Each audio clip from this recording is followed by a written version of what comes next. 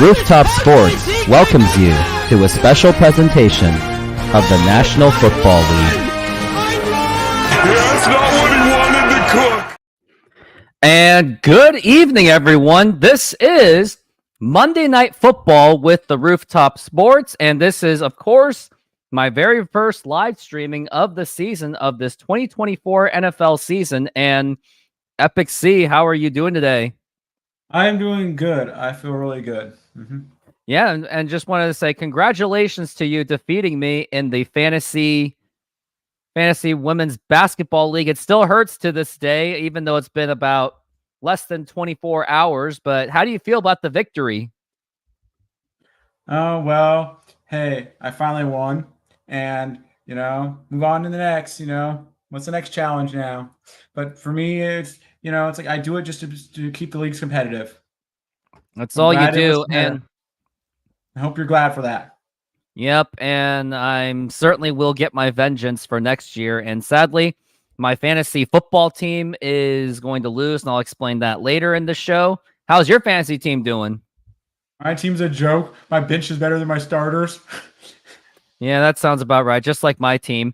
Now, there is a source of news that did come to my attention, but I have to express my deep condolences to James Earl Jones, who played this legendary character of Lord Vader.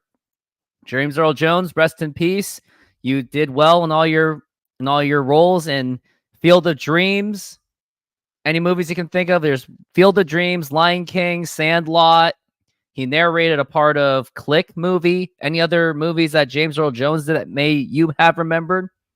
Well, do you want to hear an interesting fact about go ahead. Star Wars movies? The interesting fact about the Star Wars movies was James Earl Jones wasn't actually the person in the suit. He was just the voice of Darth Vader. Yeah, no. The Vader's body was played by several characters, including, I think Peter Diamond was one, mostly David Prowse and Hayden Christensen as also the younger-ish Darth Vader. But anyways, I just wanted to put out there to express my condolences for James Earl Jones, who played as Darth Vader. Now we are getting back into business. We are in football season. We've got Aaron Rodgers, who has returned for the New York Jets, as he did tore his Achilles last year on his fourth snap of the 2023 season. I don't even know if he even threw a pass in that game, so I can check on that. But how do you think Aaron Rodgers is going to do today, Epic C Films? Well, one of the questions I have is, will the Aaron Rodgers or the Russell Wilson trade be one of the worst trades in history? We will not know until this season really is over. And the crazy thing is, Aaron Rodgers didn't even complete a pass. He went 0 for 1 until he got that horrible sack, and then he got that horrible injury. But Aaron Rodgers is going to have a tough task ahead of him. He's got the San Francisco 49ers, who just went to the Super Bowl, but they will not be playing with Christian McCaffrey, who just suffered that injury, which begs the question, is the Madden curse actually real? Because Christian McCaffrey is already out for the game. So do you think the Madden curse is real? If the Madden curse is real, then why has people like Patrick Mahomes still do really well? Pat Mahomes ain't human. But let's go out through the entire history of the Madden curse, shall we? Madden curse history. And let's go through the entire archives of it. So first, notably 2001, Eddie George. Eddie George went on to rush more than 1,500 yards on his cover season, but he also lost a career high in fumbles, coughed up the ball on the Titans' ending playoff game, never averaged more than 3.4 yards per carry for the rest of the career. Cursed. Dante Culpepper, 2002. After throwing 33 touchdowns in 2000, Culpepper took a nosedive during this cover season. Injuries costing him 6 games, fumbled 16 times, threw just 14 touchdowns to 13 interceptions, went 4-7. 2003, Marshall Faulk went downhill.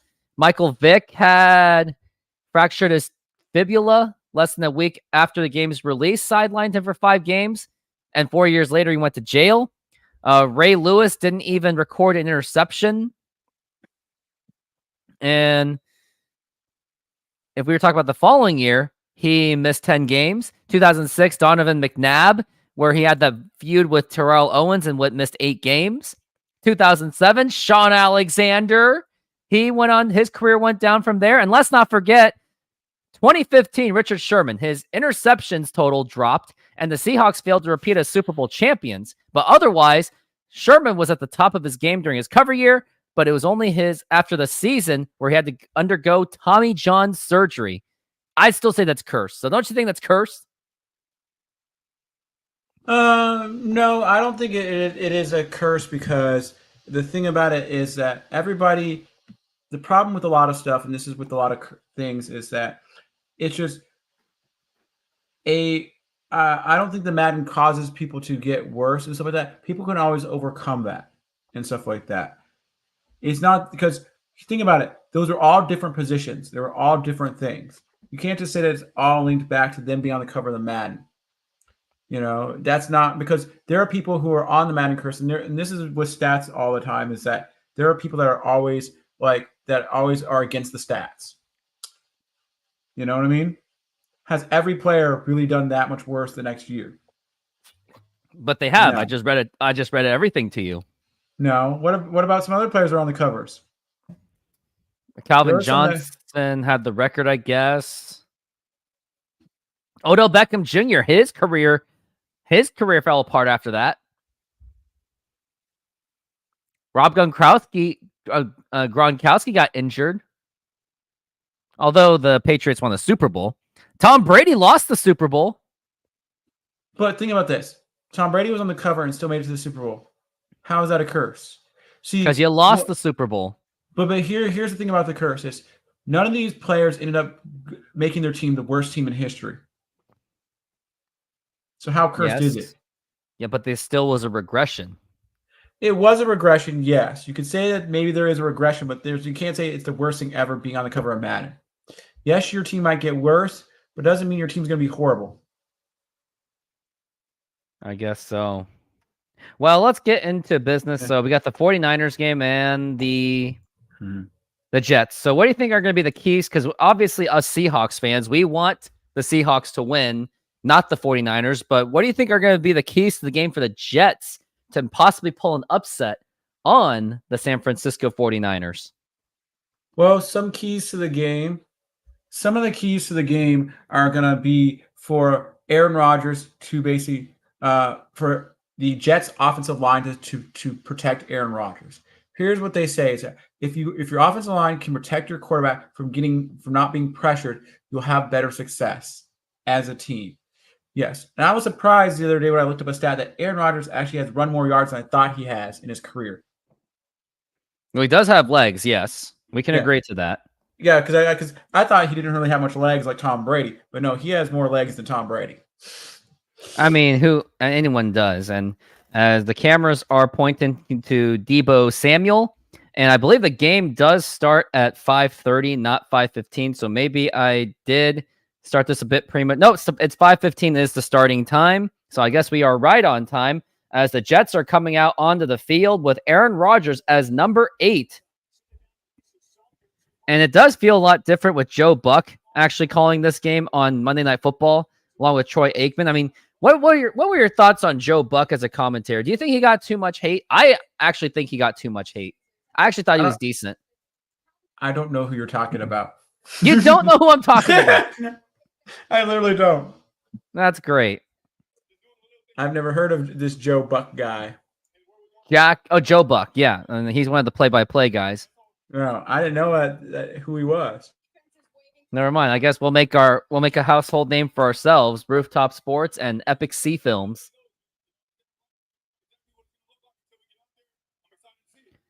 But hopefully, and let's talk about the Seahawks game. What were your key takeaways from that game when the Seahawks did win that game? It looks like you're frozen at the moment, Epic Sea Films.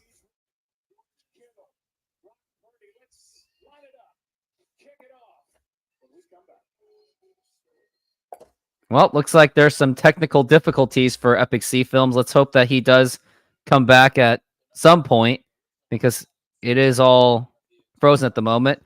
Hey, how's it going? One of my new fans. Thank you for being here. Make sure to bring everyone else too. And yep, Epic Sea Films, he is out for the moment. So we'll have to make do of what we've got right now. They're showing the commercial of Lamar Jackson. And they're showing that Vegas Dome thing. It's a pretty legitimate location. And Epic Sea Films, where were you, man? My internet, like my browser closed. And so isn't that great? It's good now. So what were your takeaways from that Seahawks victory? Because it did start out ugly. I mean, those are my points. Started out ugly. Offensive line was terrible. Geno threw a pick, but then defense made up for it.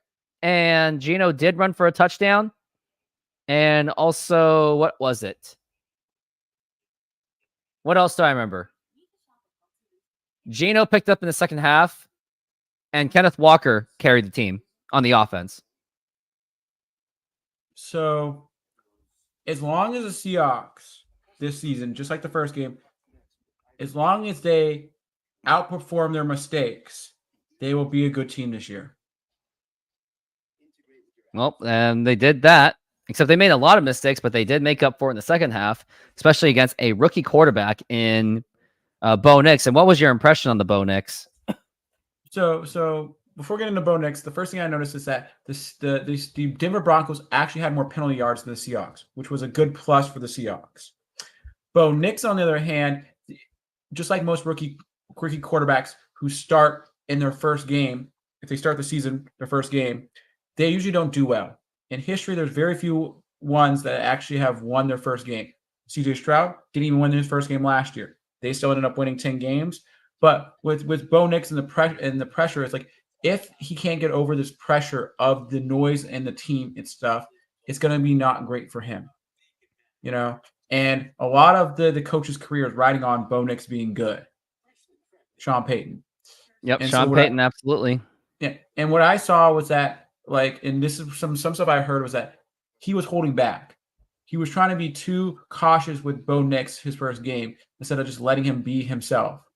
You know, you saw little strides here and there where he tried to get him to run, but he never really had a big long pass much of the game.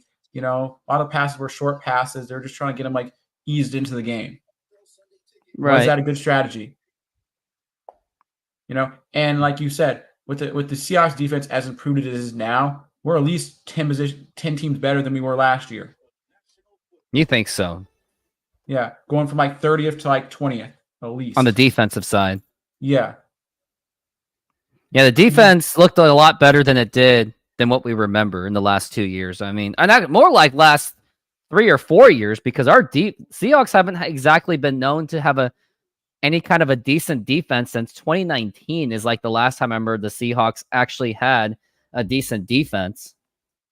But the interesting about the Seahawks is that even with their defense being one of the worst in the league, they're still able to manage 9 games, winning 9 games the last 2 years. Think about that.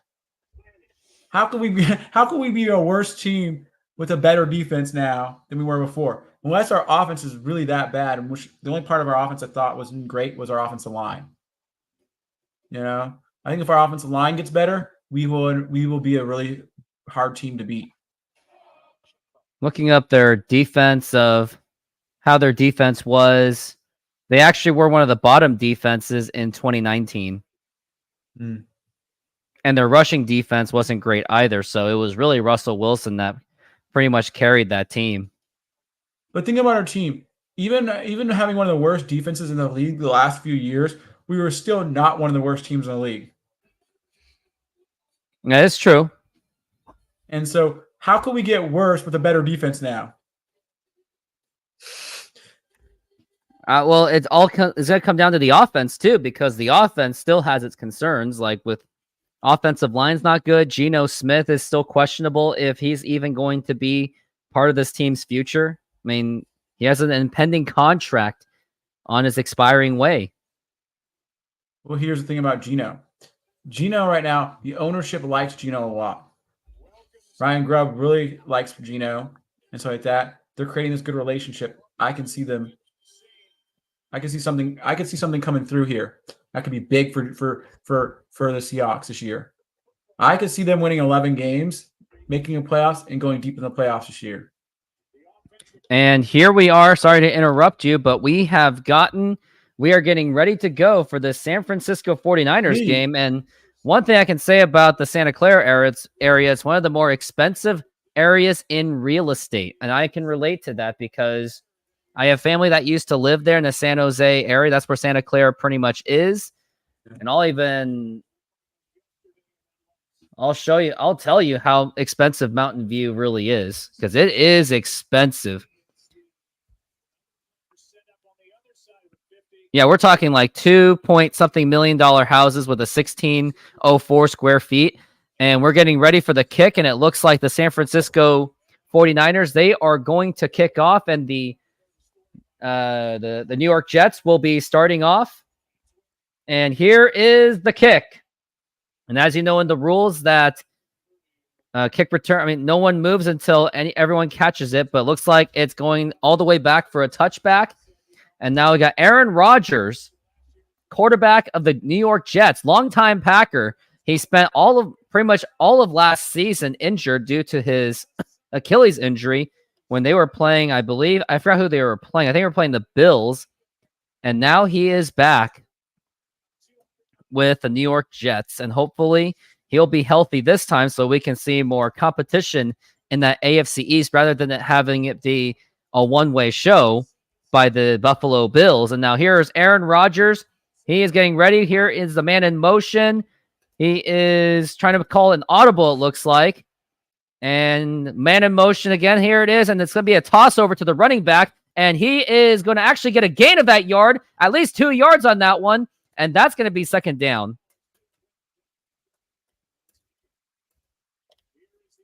And the offensive play caller is Nathaniel Hackett, the former head coach of the Denver Broncos, a failed coach of the Denver Broncos when that was Russell Wilson's first season.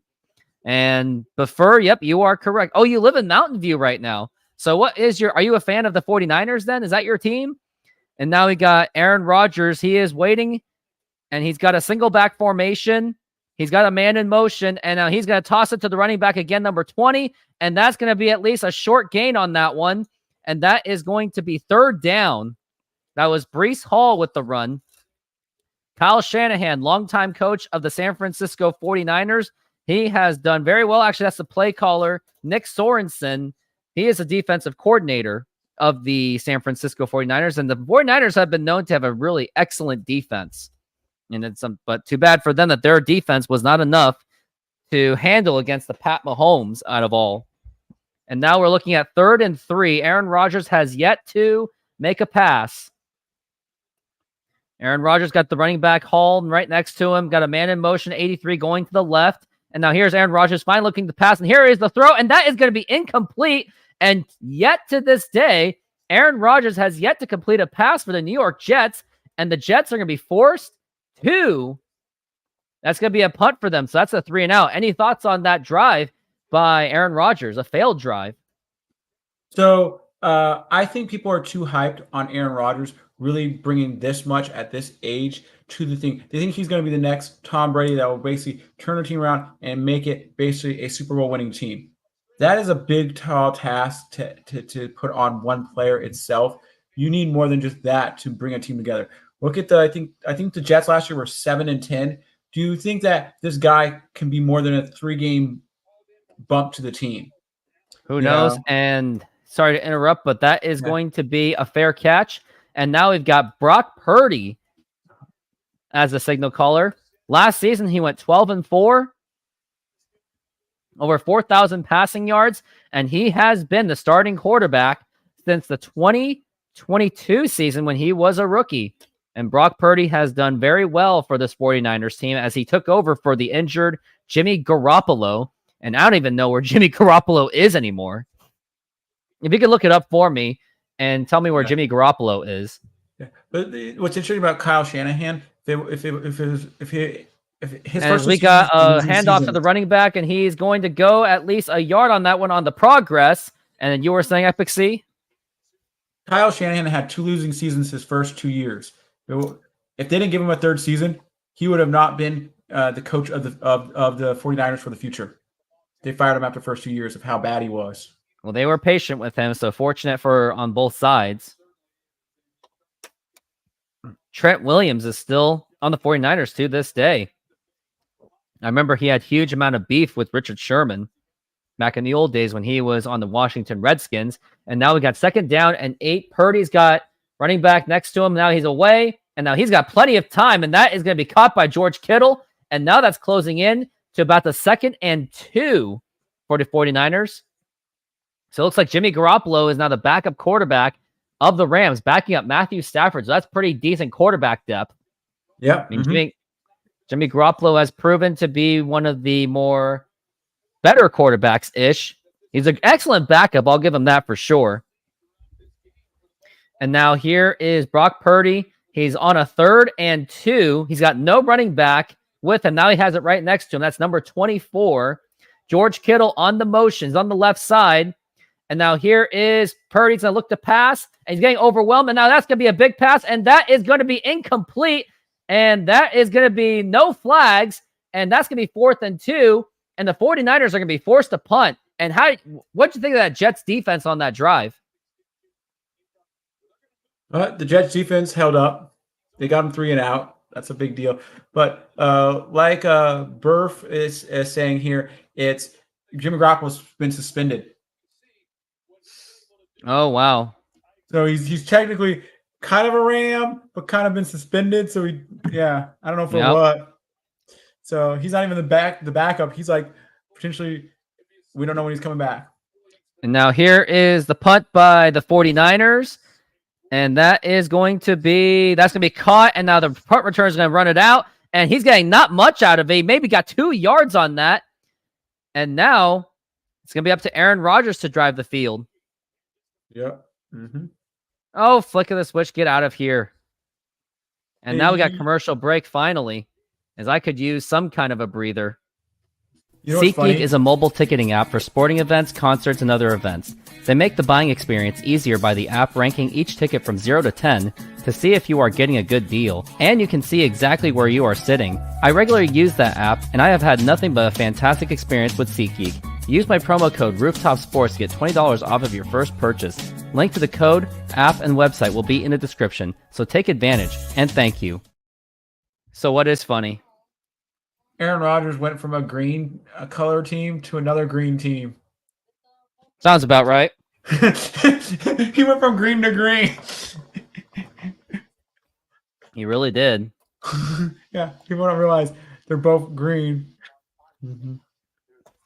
Yeah. So it's going to be interesting to see what happens this year. Yep. So far, the first week, the only surprise game has been the New England game. And what's really interesting is the matchup next week. The Seahawks go to New England. Which coach will stay undefeated for their whole professional career as a head coach? Who knows? Mike McDonald's 1-0, and so is Mayo is 1-0. Who will become 2-0? I wonder what was his history.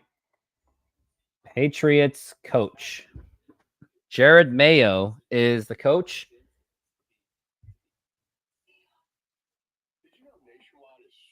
Jared Mayo was the former linebacker. He used to play linebacker with the Patriots back in the old days from 2008 to 2015. So he did win a Super Bowl. Super Bowl 49 that was. And then he went on to be an inside linebackers coach from 2019 to 2023. So I guess they gave him the keys. I mean, at one point they thought it was going to be Josh McDaniels. But yeah, that guy, he pulled it out against Cincinnati. That was a surprise. And they're talking about Aaron Rodgers. He tore his Achilles as we are back from the break. And hopefully he doesn't tear his Achilles again. And it was off of a sack. And somehow he was still able to walk on his own power, but he had to wear a boot with that broken Achilles. Now Aaron Rodgers is now back on the field. And now you got the running back to the left. 1st and 10 on the 30. And here's Rodgers. He is getting overwhelmed already. And then Breece Hall makes the catch. And actually the ball drops. And that's going to be a fumble. Unless that's going to be... Nope, that is going to be a fumble recovery by the 49ers. Oh, wow. Wow, a fumble. And 49ers already have the ball. You know, I don't like these celebrations. They go to the end zone and they're celebrating as if they scored a touchdown. It's like, no, that's not how it works.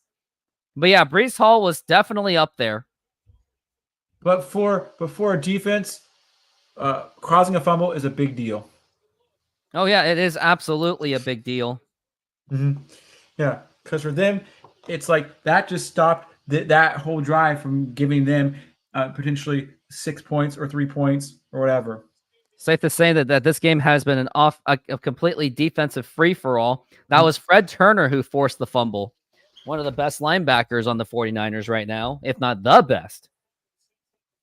And now here is Brock Purdy. He's got a single back formation. And now he hands it off to number 1, the running back, and he's going to get at least a few yards on that one. And now it's going to be 2nd and 6. 2nd and 6 or 7.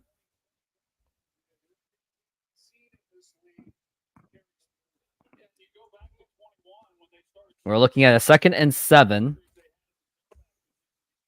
Yep. Now Purdy is now looking to make the call on what he wants to do with the offense.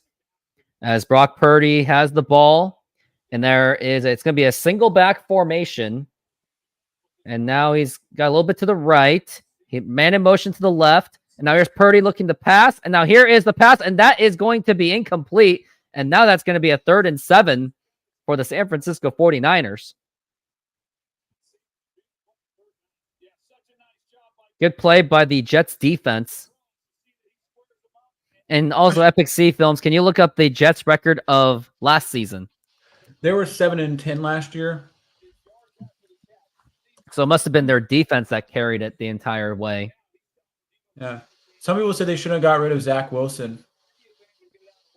Wonder who their backup quarterback is now for the Jets. If you can look that up too. Look at their quarterback depth. And now we got empty backfield. And now here is Brock Purdy. And now he's going for a pass. And that's going to be way incomplete.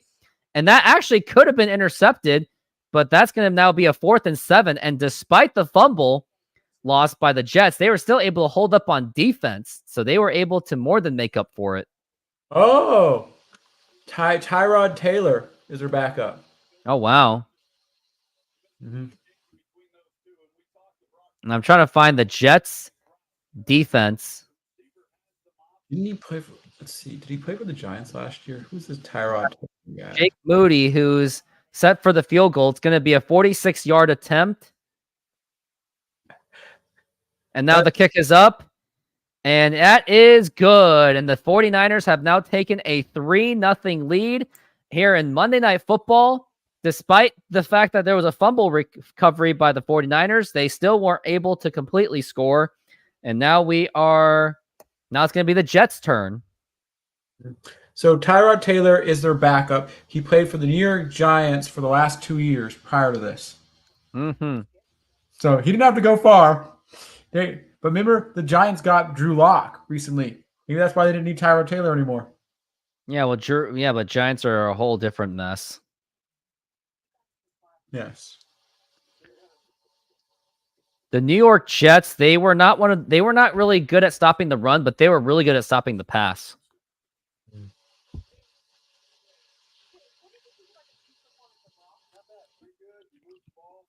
And any thoughts on that Jets defense holding it up? That was good. It's when you can always do 3 and outs, and one of the things is there's multiple things that go into passing. Is it always the quarterback's fault, or is it the wide receiver's fault, or is it the defense who really holds them up? That's what you have to think about a lot of times. Mm-hmm. Mm-hmm. Those are kind of the 3 main things. Was it a defensive problem? Like, did the defense cause them to not have good passing, or was it the wide receiver couldn't catch the drop the ball, or was it the receiver? Was it the actual quarterback for having bad passing? Yeah, because here's the question about Brock Purdy. People always say, is he a system quarterback? Can you place anybody in the San Francisco 49ers as quarterback and they would still be good? Remains to be seen for the 49ers, but they do feel that Brock Purdy is their guy, who was also AKA Mr. Irrelevant. He was the last pick of the 2022 NFL draft. And originally in that season, did you know that their quarterback was supposed to be Trey Lance, but then that didn't work out. Trey Lance is in Dallas as their like backup. But the interesting thing about that is Brock like were they as good with Jimmy Garoppolo as they were with Brock Purdy? Maybe it's a I don't push. think they're any better or I don't think they're any better or any worse with Jimmy Garoppolo or with Brock Purdy. I think it's almost a wash. That's what I would say. And now we are getting ready for the kickoff. What do you think of this new kickoff? I don't like it. I don't like that nobody can move. It really just takes away the excitement of the game. And that is going to go all the way to the end zone for a touchback. I mean, what are your thoughts on the new rules, the XFL rules, basically? Well, the problem with this is that if they keep wanting to make the kickoff more and more safe, eventually they're going to have no kickoff at all and just say start the ball at the 25 or 30. I don't like it. I think it's a pointless rule. So then there's no point of kickoffs. You know, if they were going to take any rule from the XFL, I wish they would have took the extra point rule. That's my favorite rule from the XFL. And now we are at 1st and 10. Here's Aaron Rodgers on his own 30. So that's where they start by default. And now here is going to Breece Hall. And he's going to lose a yard on that one.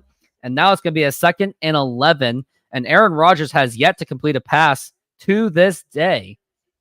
And he hasn't done it since he was a Packer.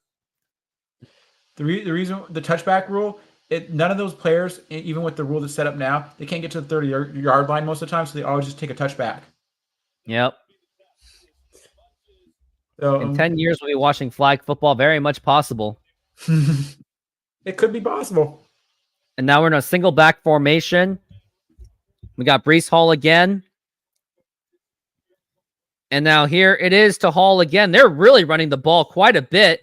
And Hall's only going to get like 2 yards on that. And this is not really working for the 49ers. But I don't like this play call that's going on. I think they got to at least pass at some point.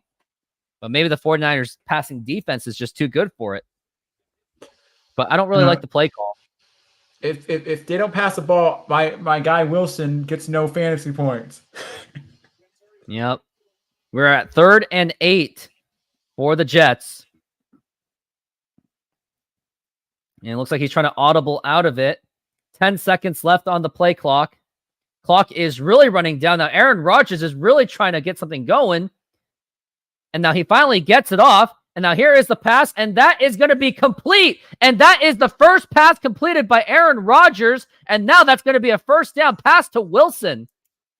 Yay! Is he on your fantasy team? Yeah, Wilson's on my fantasy team. There you go. That's what I just said. I said, if they don't pass it, I'm not going to get any fantasy points for Wilson. Yes. That was a nice catch by Wilson, too, by the way. Mm-hmm. And now Aaron Rodgers is at his 1st and 10. It's good that he got this jitters out of the way. And now 9 minutes left in the quarter. Aaron Rodgers is going to hand it. He's got a fake handoff. And now here is a nice little dunk pass. And that is to the running back. And that's going to get at least 3 yards on that one to make it a 2nd and 7.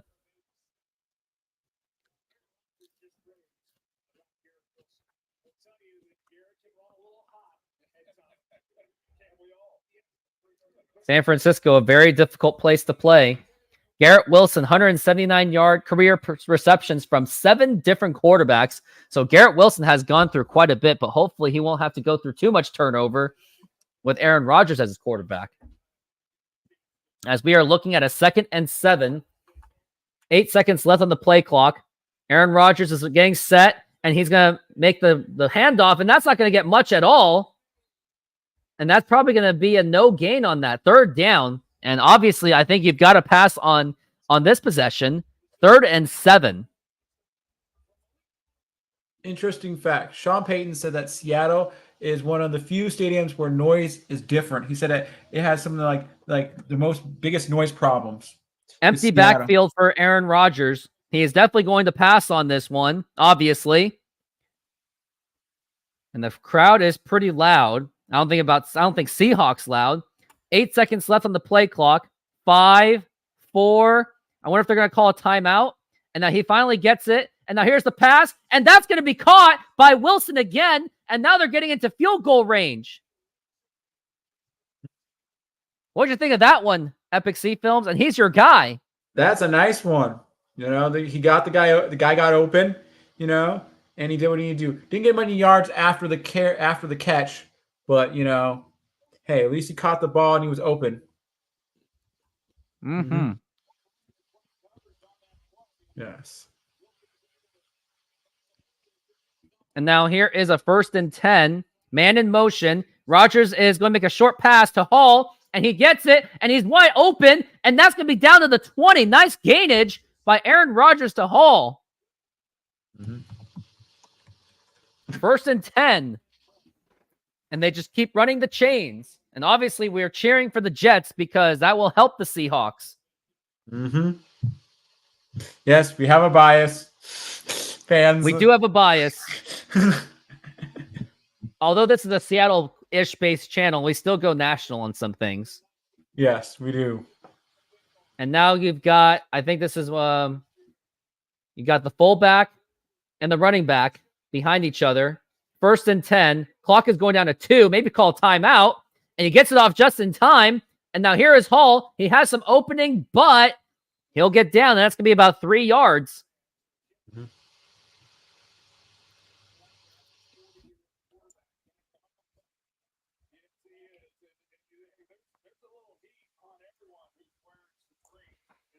As we are looking at a 2nd and 7 for the New York Jets. Yes. 5 of 6 tonight is Aaron Rodgers for 48 yards. So he's actually playing pretty well, better on this drive. I need like 40 fantasy points tonight to win my matchup. Wow. Now here is Aaron Rodgers. He's trying to look for the pass. He's got plenty of time to throw, and that is going to be incomplete. Aaron Rodgers had plenty of time to get off of that one, but he couldn't find anyone open.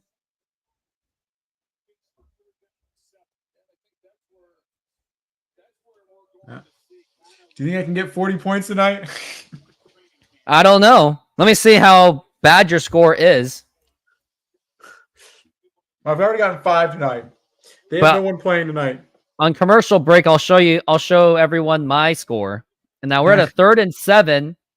Worst case scenario, you would think that it would just be a field goal. 3rd and 7. Clock is going down to 5 seconds. And now he's got the time to pass. And he's going for the pass. And that's going to be complete. And that's going to be Wilson again, your fantasy guy, once again. See, you do deep down care about your fantasy league. No, I don't. I just think it's funny. I just think it's funny that if my guy scores 40 points from Wilson tonight, because that's his main receiver, that I basically win on one guy, literally. It's very much possible. Yeah.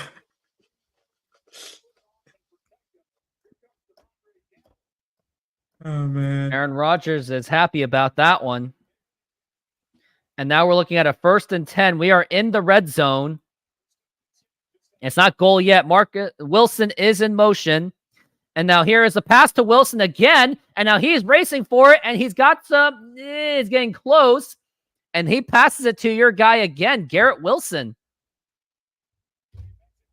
He's getting quite a bit of touches today. Woo!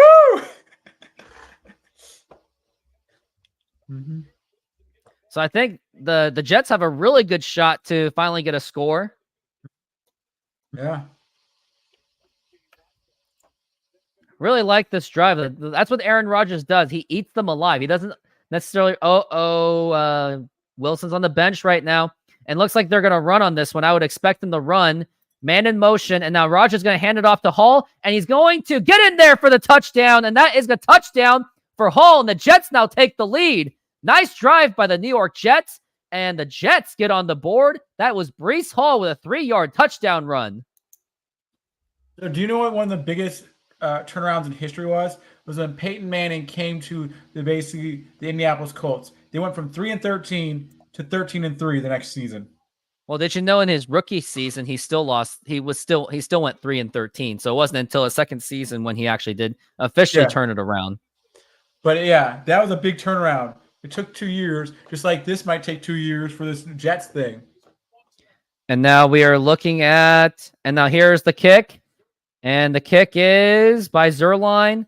That is good. And the Jets get on the board with a touchdown by Breece Hall. Now, let's go. I got to do this. I couldn't help myself, but let's go into a game break of my fantasy football team. Let's take it away, Rooftop. Okay. Well, 0.3 to 77.6. And yep, it was an absolutely completely massacre from the defending semifinalists. And Epic C Films, it is now your turn to provide your opinions. And before you provide the opinions, here's how your team is doing. Macaroni and Cheese at 118.7 to 86.7. Now, take me your thoughts on how it's going. So far, it's going good. If I take what I'm averaging right now, and so let's say if I average like 9 points a quarter, that would be 9 times 4 would be 36. I could potentially almost do it. We'll see. So it is still possible with the way they're playing. If they play this good the whole game and their offense is on the field this long during the halves, during the quarters, I could potentially pull it off. But it's going to be a big feat, a big feat. I think what was it last year? I think it was you had Jefferson or something like that and scored like 40 points in one game. That was my 2022 fantasy football team. Okay, yeah. So yeah, but usually the best players of the week are like 30 points or something like that. So yeah, expecting 10 more than that is a lot to ask for. What's funny is you know what's funny right now? What? Macaroni and Cheese has Aaron Rodgers on the bench. He played Lamar Jackson. So if he loses because Aaron Rodgers passes to Wilson and I win, that'd be sad. We'll see. I mean, nothing's guaranteed. Nothing's guaranteed. And also, just want to let you guys know on the audience, whoever is there, if you would like to get exclusive fantasy football ranting in my channel, join my membership for $5 a month if you'd like to join that. And Epic C Films, do you care to have an interest in investing into my membership to get exclusive fantasy football access? No, because I'm already part of your league. I already know what's going on. You're famous. There's the hands again. So Joe, do you actually like that the stadium is in Santa Clara instead of actually in the city of San Francisco like it used to be? Yeah, city of San Francisco had some kind of like tradition to it. But for the consumer of the 49er fans, the downtown was better for them. Now, if you're in the suburb and now if you're in San Jose, oh, it's perfect for you. The thing is, it's just a long ways. Yeah. But if you really think about it, a lot of people are probably commuting from south to go to San Francisco. So they're already going south again, just get to Santa Clara. While Oakland Raider fans, or was Raider fans, they were coming from the north, probably more likely. Yeah. Well, there's an interesting thing behind that. I actually saw a video about the guy saying about the area where the stadium used to be is abandoned now. They've done nothing with it. Oh yeah, I drove past it. It was a bunch of nothingness. My prediction is it'll probably just be another real estate development of residential. Now, here is the handoff to that running back, the toss, and he's actually going to get at least 3 yards in that, considering how congested the defense really looked for the Jets. Now we are looking at a 2nd and 6. Jets are at 7-3 lead so far. 3:27 left in this quarter. And now here's Brock Purdy. He's got a running back right behind him. And now here is the handoff to him. And he's got quite a bit of running room. And he's getting close to the 50.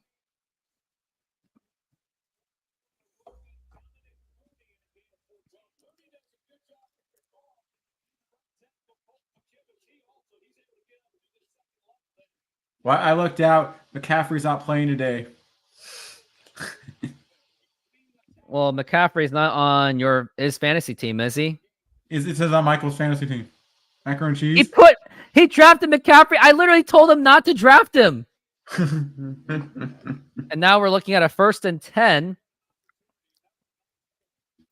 And now here is the handoff to that running back. Gets bumps into his own offensive lineman, but he gets at least 6 yards on that one. So the 49ers are starting to drive the ball just a little bit. Yep. It kind of feels like is this Christmas in September? Look at the colors. Yeah, pretty much is. Don't you get that feeling, don't you? Yeah. And we're now looking at a 2nd and 5 for San Francisco. 49ers offense had 59-30 rushing yards, 39 touchdowns by undrafted players. So they do have a good track record of getting running backs from basically nothing. And now here's Purdy looking to pass, and that is going to be dropped. Incomplete, and that's going to be 3rd and 5. Looks like 49ers offense is having some problems moving the ball.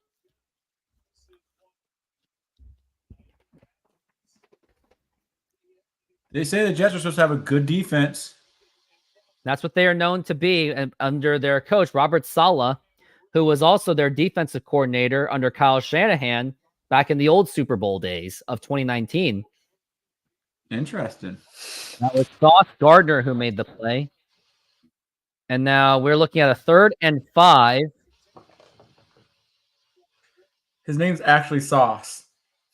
Now here is going to be the pass from Purdy, and he's going to pass, and that's going to be caught, and that's going to be a 1st down for the 49ers as they are moving the chains.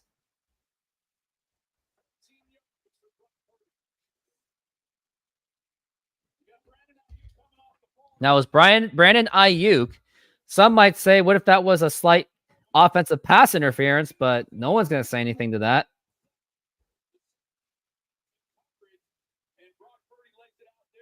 Was that a face mask? Now that's what I'm thinking. I wonder if it is, but I don't think they're going to call it. No. And now we're looking at a 1st and 10, and the 49ers are now in field goal range, possibly. Sometimes it's better just to have a handoff to the running. No, it's actually a fake handoff. Here is Brock Purdy. Flags are down, probably a holding call, and now he's going to slide, and I wonder if this is going to go back.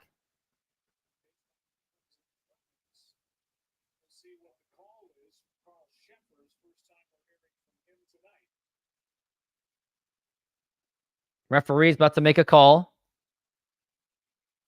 Everyone's all dead quiet all of a sudden. Do you hear who the highest paid quarterback is now? Dak Prescott. Yeah. They gave him an extension. Illegal formation on the offense. It's going to be a 2nd down on the illegal formation.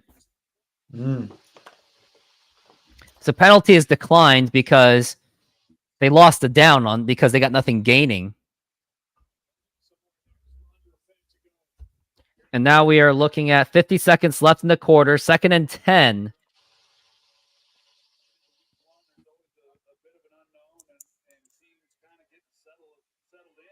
And now we're looking at 2nd and 10. And now here is a hand the toss to the running back, number 24, and he breaks some tackles, and that's going to be at least a few yards gain again. And 49ers, they are slowly pounding it with their run game, something the 49ers have been known to be for many, many years.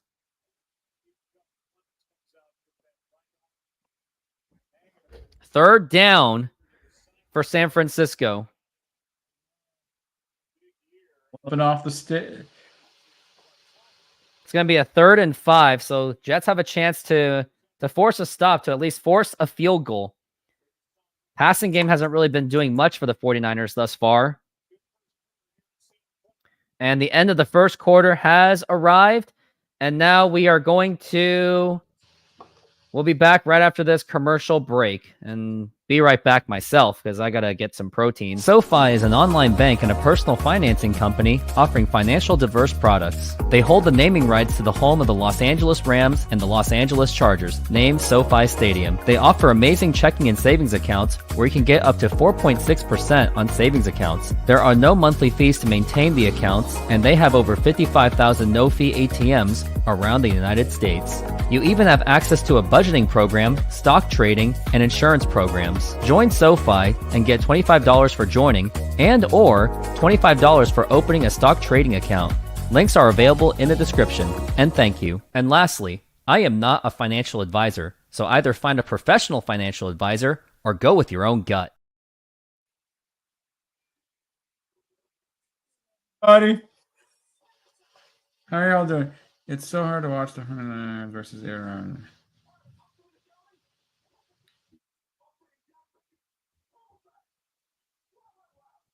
Yep. See that's the thing. It's like I don't really dislike the Jets. It's just San Francisco. It's almost like San Francisco is almost becoming our least favorite team for the Seahawks. That's how I look at it. I am back. I had to get some meats. I got some Korean beef. Okay. I'm thinking that I should take you to a Korean restaurant sometime. I think that's where we should go next time for a draft. I was reading the comment from some of the people here. So Casey was saying basically it's hard to root for both. It's hard to root for a team because they don't like both teams. But I'm saying, hey, it's like if you are a Seahawks fan, you kind of want to root for the Jets.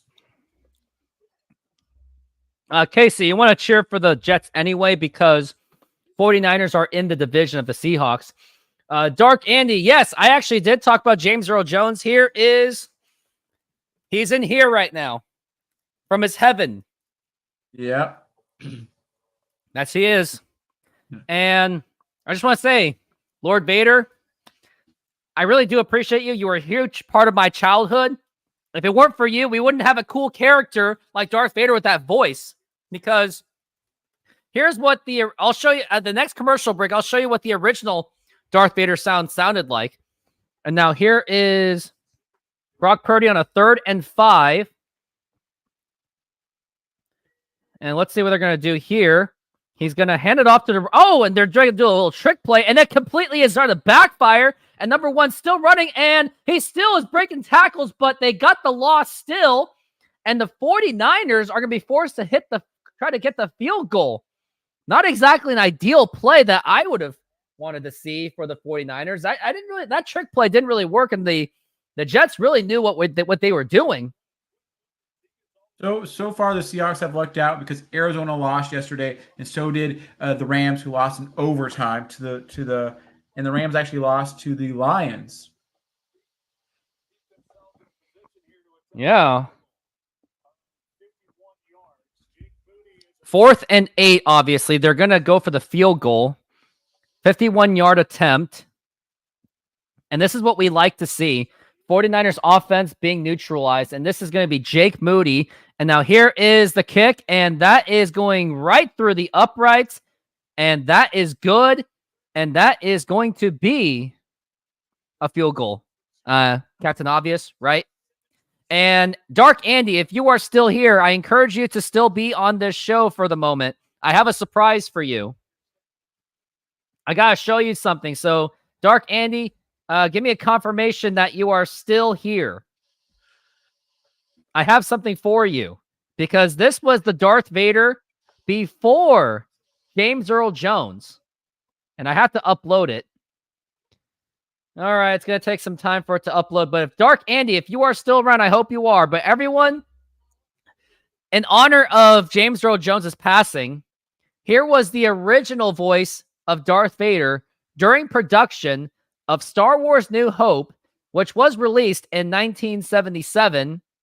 Now, no disrespect to David Prowse, because he was the original voice who he also died. Rest in peace. And my video is taking forever just to upload. I think we may have to wait until next commercial break. So my apologies, Andy. It's just that my computer decides to be slow in a very important moment. All right, here it is. I'll start showing it. Finding the right voice for Darth Vader was another challenge. And action! Lucas had never intended to use the on-set vocal performance of David Prowse. Start tearing this ship apart piece by piece until you find those tapes. Find the passengers of this vessel. I want them alive! I can still hear David Prowse's accent in the Darth Vader mask, muffled, because he would do the real dialogue. He's trying to curse Carrie Fisher or something. I don't know what you're talking about. I'm a member of the Imperial Senate on a diplomatic mission. You are part of the Rebel Alliance and a traitor. Take her away. It was hilarious and terrifying at the same time, because we didn't know what Darth sounded like. That was the first time we heard him. We're like, is that it? Is it going to be some Scottish guy, or what is this? Prowse's voice would later be replaced with a more menacing performance, provided by classically trained stage and film actor James Earl Jones. George had hired David Prowse, but he said he wanted a so-called darker voice, and not in terms of ethnic, but in terms of timbre. And the rumor is that he thought of Orson Welles, and then probably thought that Orson might be too recognizable. So what he ends up is picking a voice that was born in Mississippi, raised in Michigan, and was a stutterer. And that happened to be my voice. I want to know what happened to the plans they sent you. I don't know what you're talking about. I'm a member of the Imperial Senate on a diplomatic mission to Alderaan. You are part of the Rebel Alliance and a traitor. Take it away! And we are back from the break, and as we miss a little bit of a kick return run, and any thoughts on that original Darth Vader voice? Well, it's not as deep as the voice they went with. Yeah, good thing they went with James Earl Jones, and the rest is history because of that.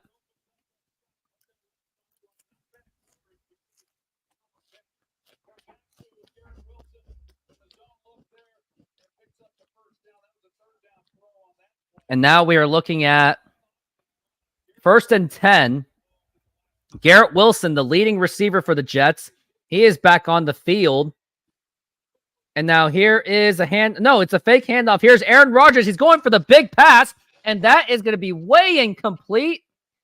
There seemed to be some miscommunication. And now it's 2nd and 10. That was way overthrown. Aaron Rodgers wanted to give it to Wilson, but there was miscommunication, and looks like Wilson just missed his assignment.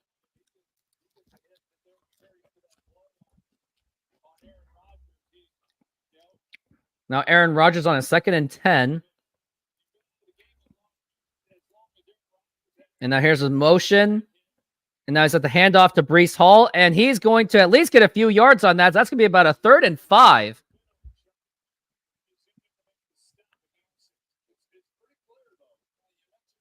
Yeah, Casey, take your time. But yeah, family's important. I don't blame you.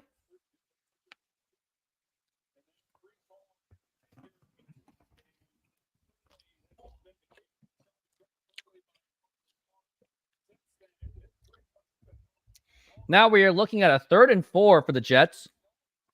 Hopefully they can move the chains on this one. Got a man in motion. Rodgers calling the audible. Breece Hall right next to him. 4 seconds left on the clock. You got to hurry up. And now he's going for the pass. And now here's Rodgers overwhelmed. And he's going to get sacked. And there's going to be a flag on there. I wonder if it's just going to be an original holding call.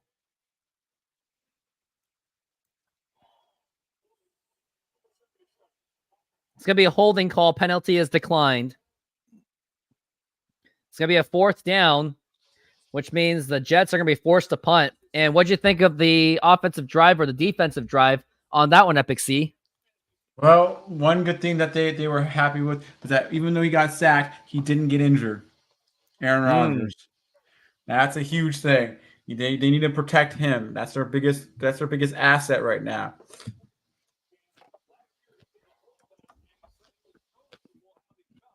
And so that's the thing I was just hoping didn't happen when he got sacked. As we got a little, not much of a punt return. It was nearly blocked, by the way. And now looks like we are going into commercial break once again.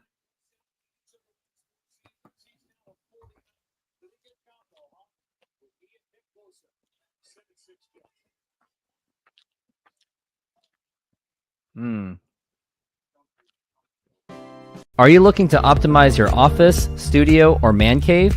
The Glance LED ticker may be for you. It is a customizable LED display providing real-life sports scores, stock prices, crypto, the news, and even the weather. Use my promo code RoofTopSports to get 10% off the purchase, and thank you.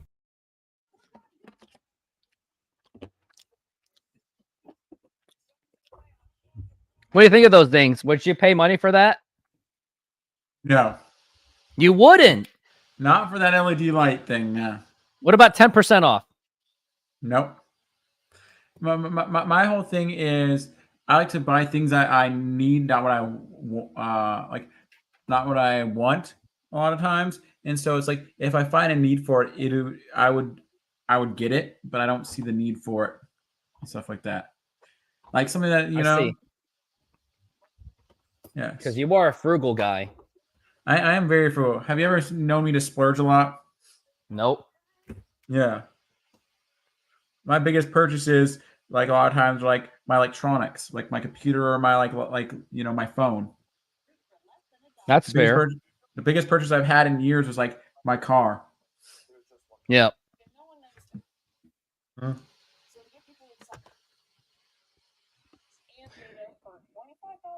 So what do you think of this game so far?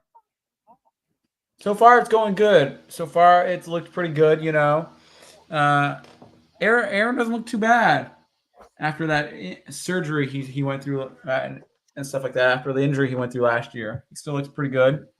Still on the move, yeah. Yeah. But now it's up to the defense once again to bail them out.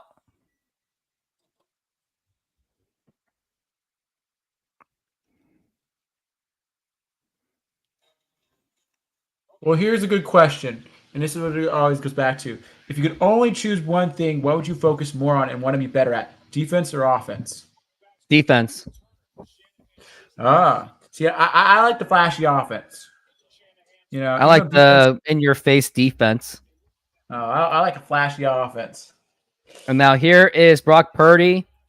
He is got a single back formation, and now he's going to fake the handoff, and he's going in a misdirection. And now Brock Purdy is going to run that. He's probably going to get a first down, and he does as he dives forward, and that's going to be a first down.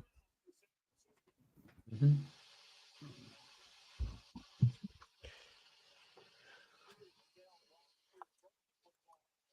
Nice little run by Brock Purdy. He faked them all out.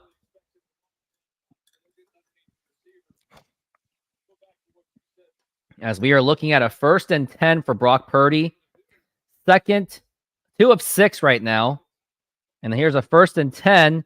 And he hands it to the running back. It was kind of like a jet sweep and more of a receiver. And that is going to be, that's Samuel Jr.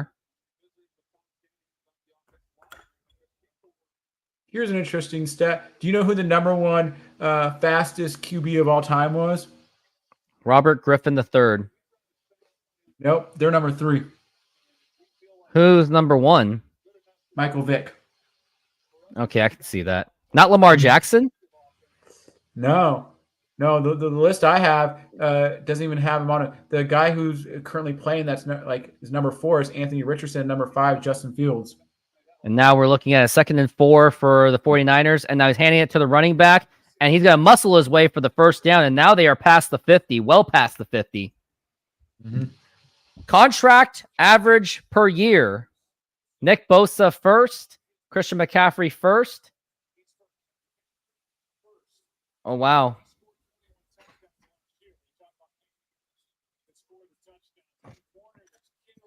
But 49ers are going to get a bit more expensive. Yeah. Mm-hmm. And now we're looking at 1st and 10.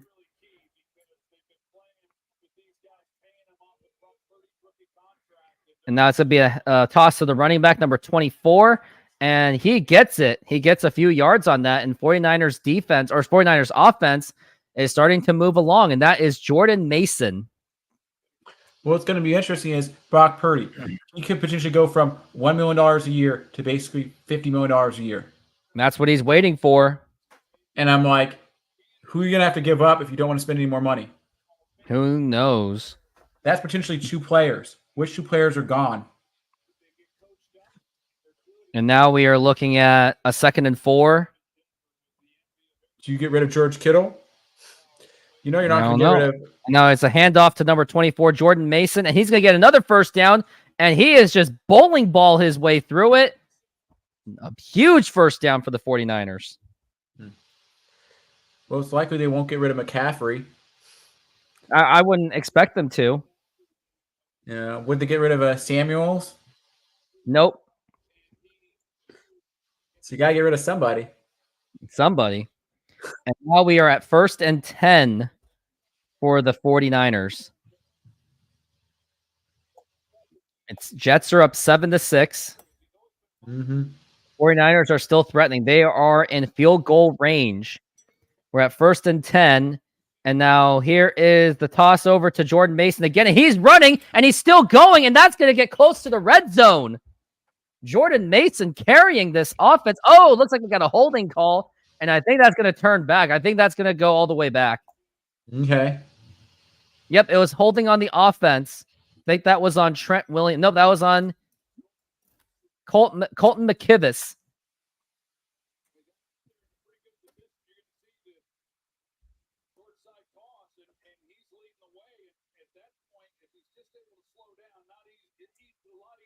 You know, it'd be funny if a team's best part of their team was their special teams. Who? The Jets? No, I'm saying, what if there was a NFL team and their best part of their team was their actual special teams? You know, the worst part of the Chargers team in 2010 was actually their special teams. That's what killed them. They had the best offense and the best defense, but their special teams really hurt them. See, I told you that could be important. Special teams. It is important. And now we're at 1st and 19 for the 49ers.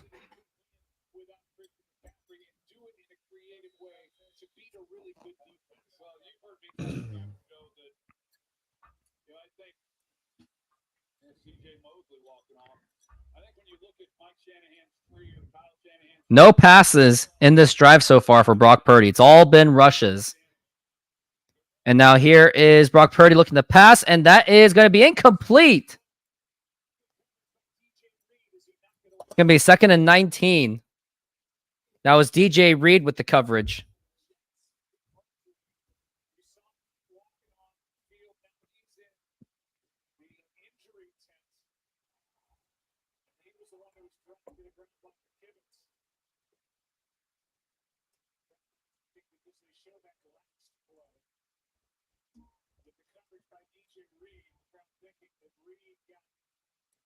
And now we're looking at a 2nd and 19.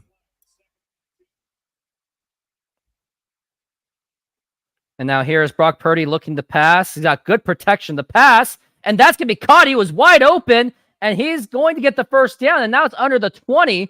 So they made up. They more than made up for that penalty. And now it's 1st and 10.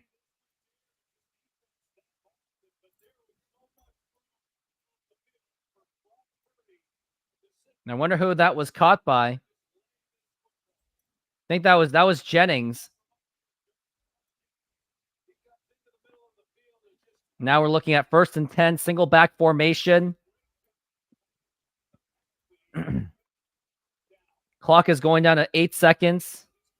And now here is the handoff to the running back. And there is a big hole. And he's going to get it in there for the touchdown. And that is a touchdown for the 49ers. Their first of the season. And now the 49ers have now taken the lead. And oh, looks like it's coming back. Another flag. 49ers are getting flagged up pretty bit. Deebo Samuel has now been called for the flag. 49er fans are very upset. 10 yards worth of a loss.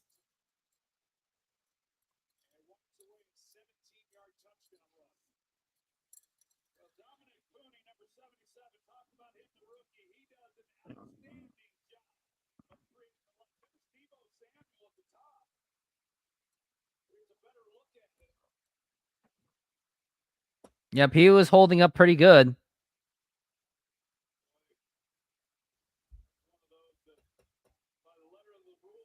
And now we're looking at a 1st and 8 for the 49ers. So they still have an opportunity to get a score out of it. And now here is Brock Purdy. He's passing it to Deebo Samuel, and he's getting at least a couple yards. And the flag once again. And I wonder what this flag is going to be about.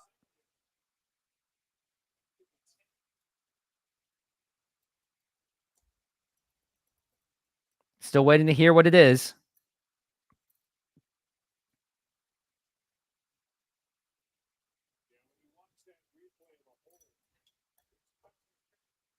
Pass interference on the offense.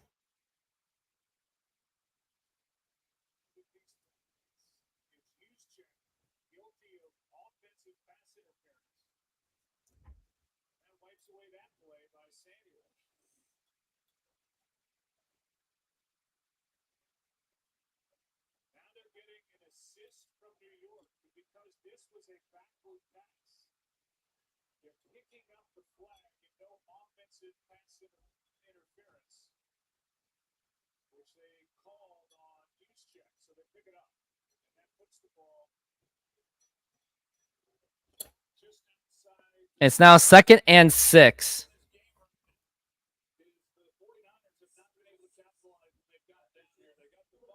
They're on the red zone. 7:52 left in this quarter, and most importantly, the half.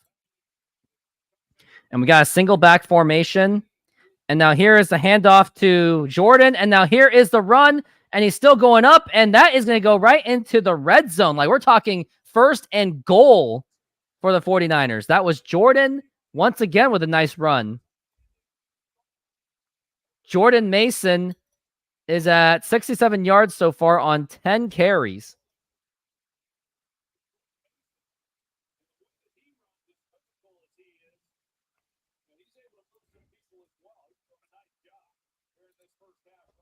And Epic Sea Films, I think your screen is frozen. Oh, I thought you were frozen for a second. As we were looking at a 1st and goal, you got Jordan Mason on the backfield. And now here is going to be handoff to Deebo Samuel, and he's going to get in there, and it should be a touchdown. And that is a touchdown for the 49ers, and they have now taken the lead over the Jets. And a nice run by Deebo Samuel, 2-yard touchdown. And your thoughts on that? Good run, good run. The Jets Very tried much to so. stop him, but the guy's forward momentum was better than the defensive guy. Really was. Yeah. The Jets defense really tried, and that was 12 plays. It felt much more than that. 67 yards, 5.5 minutes off the clock, more than 5.5 minutes. And the kick, and that is good. And now the 49ers have now taken the lead. Mm-hmm.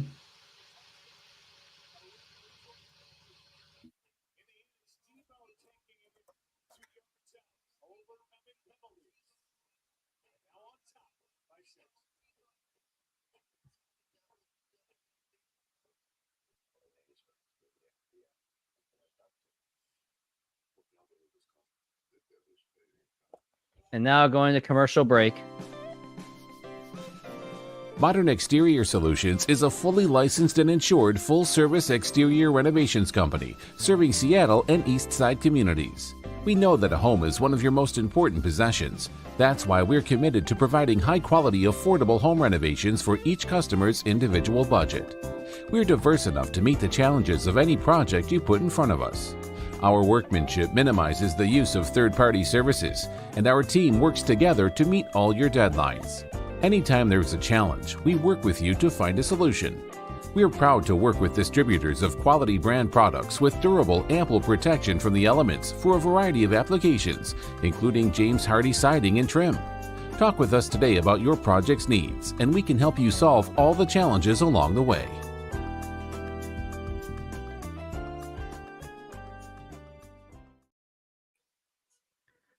Well, they're showing a Will Ferrell commercial at the moment. Yeah. I think it's also Kevin James along with it. Yeah. Are you a Will Ferrell fan? I guess for Elf. You don't like any of the other movies?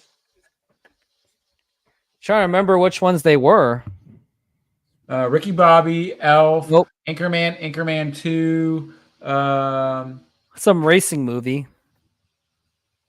Well, that was Ricky Bobby. Talladega Nights. Ricky Bobby, huh? Yeah. Yes. Get Hard. He was in the Barbie movie. He was in a Barbie movie? Yeah.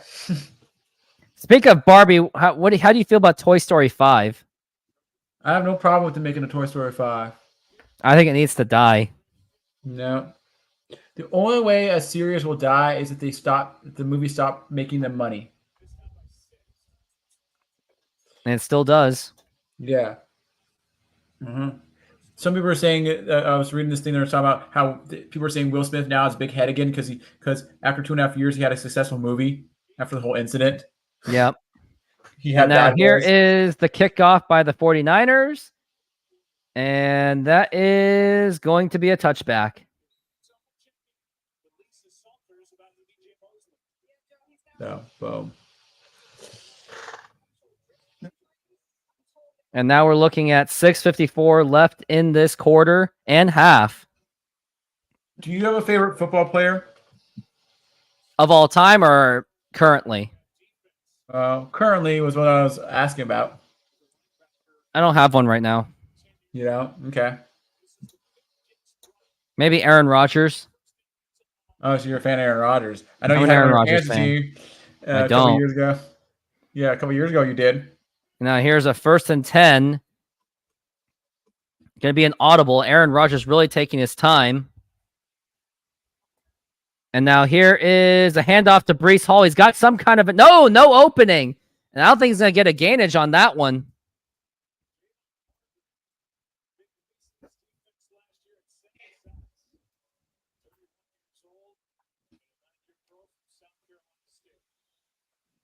And now the score is, still 17 or 13-7. And also, Epic C Films, you may have beaten me in women's basketball, but at least I'm 2022 fantasy football champion. And now we're looking at a 2nd and 7 to Breece Hall. He's going for the run and not going to get much gain on that one. It's going to be about a 2nd and 5 or 3rd and 5. My bad. You know who's a good quarterback? Gino.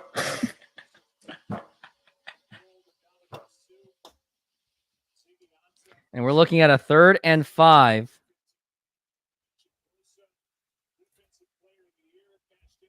Aaron Rodgers. He's got a 3rd and 5. He should probably pass on this one. I would imagine that he would.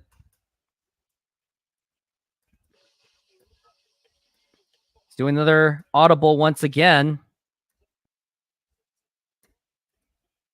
And now here he's going for the pass, but there are a lot of flags are out, and now Rodgers is overwhelmed. He's got to just throw it away, which he will. And I wonder what this flag is going to be about. Is it a false start? He was immediately under pressure.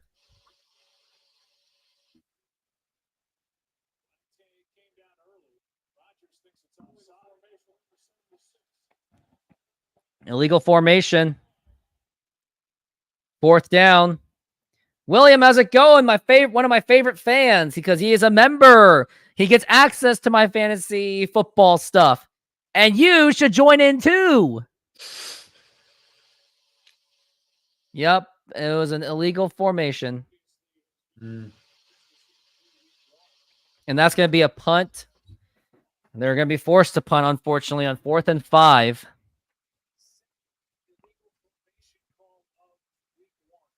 Oh, and that was nearly blocked. And that's going to go into the 10, below the 10, and that is going to be about 12.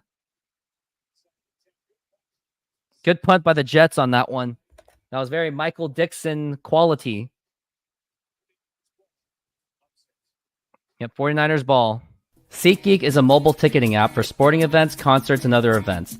They make the buying experience easier by the app ranking each ticket from 0 to 10 to see if you are getting a good deal, and you can see exactly where you are sitting. I regularly use that app, and I have had nothing but a fantastic experience with SeatGeek. Use my promo code RoofTopSports to get $20 off of your first purchase. Link to the code, app, and website will be in the description, so take advantage, and thank you. Well, here's how some would react to me crying about my fantasy basketball loss in women's basketball. Hey, it's because my team was injured. Oh, boo-hoo. Let me play a sad song for you on the world's smallest violin. This is serious. I know. Do you agree with that? I don't think you should be upset. I am upset because This is like my third time in the last like 5 years where I've suffered number 2 finishes. Number 2 stinks. Hey, they say what, second and fourth are the worst places to be. 4th place isn't bad either. Why do you say fourth isn't bad?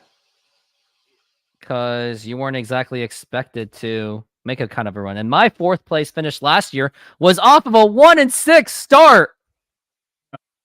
This is not a great space to be. You know why? Because you always know you could have done better because you could have got the bronze. Okay. You missed out on the bronze. Second means you could have got the gold, but you didn't. Some people say the worst place to be would be last place. In the words of Ricky Bobby, in the words of Ricky Bobby's father, if you ain't first, you're last. At least for last place, get the number 1 pick. Not necessarily, not in our fantasy leagues. Well, maybe I should change it to that way. So, yeah. So it doesn't, and having the number 1 pick doesn't matter. Your team's less balanced if you have the number 1 pick. You think so, huh? Mm-hmm. You like mid picks better?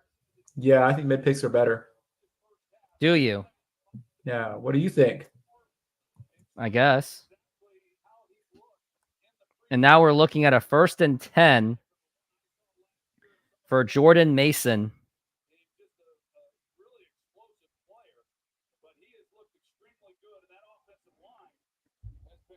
And now we'll look at 1st and 10 on their 12.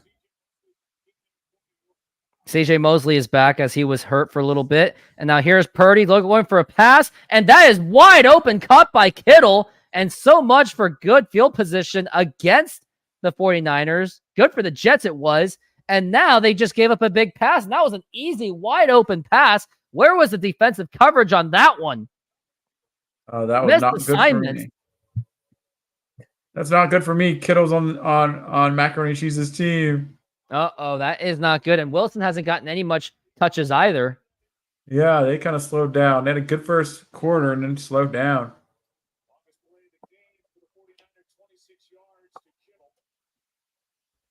And now we're looking at the 1st and 10. And he's going to hand it off to Deebo Samuel. And he's going to lose a yard on that one. Hey, the good news is McCaffrey was actually on his lineup. Yeah. They could have put one of their running backs in from their bench. Yeah, but he wouldn't have known. Good. Yeah, none of them were that good. My running back on my bench was actually better than my starters. J.K. Dobbins. Uh-huh. Do you know them? From the Rams? Yeah, a little bit, yeah. And we're looking at a 2nd and 10.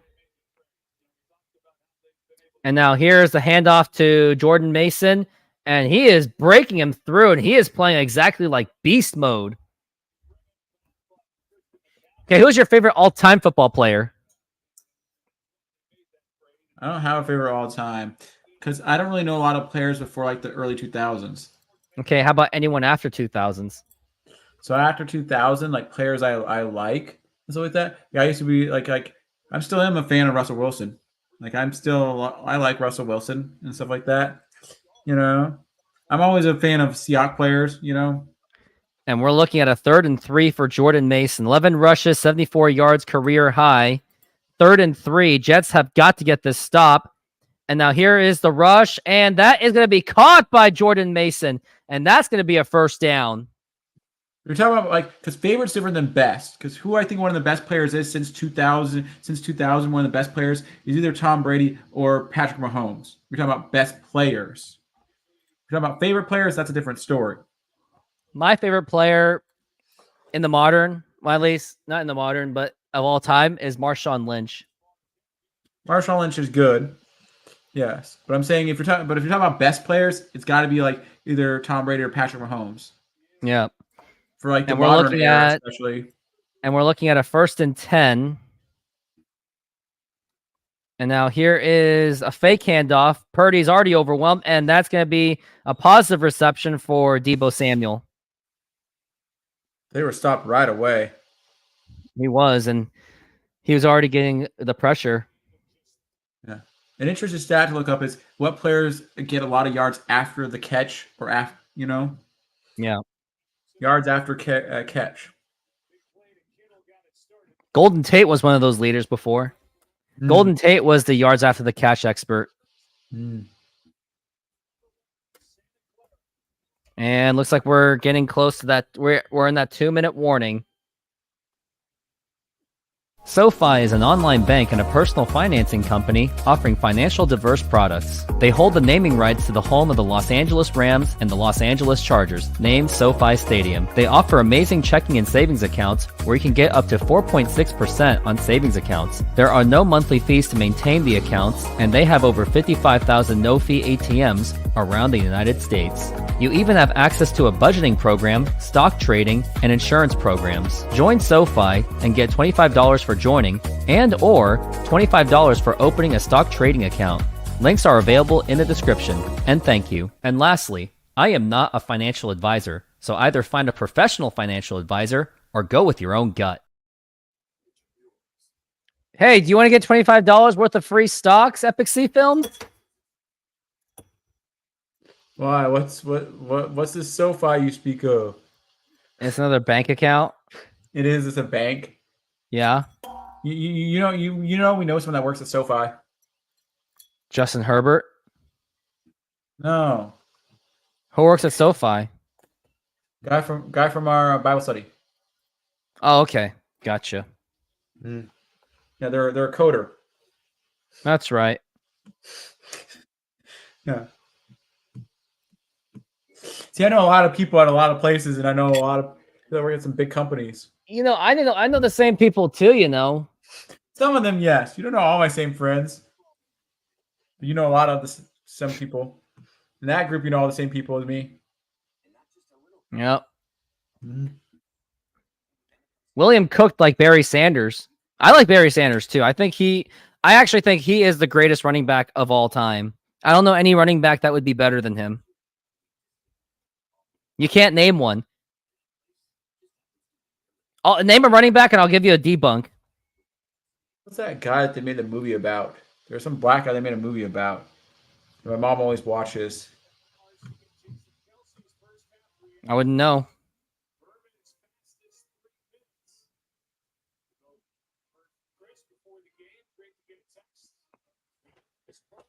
First halftime is getting close. We're at the 2-minute warning. 49ers have a chance to score, and then they'll get the ball back for the second half since the Jets took the ball first to start this game. And now here is a handoff to Samuel, and that is going to be now a third down. I think there's a movie called Brian's Song and about this player, Gale Sayers. I wouldn't know. Yeah. And now we're looking at a third down for San Francisco. 3rd and 3.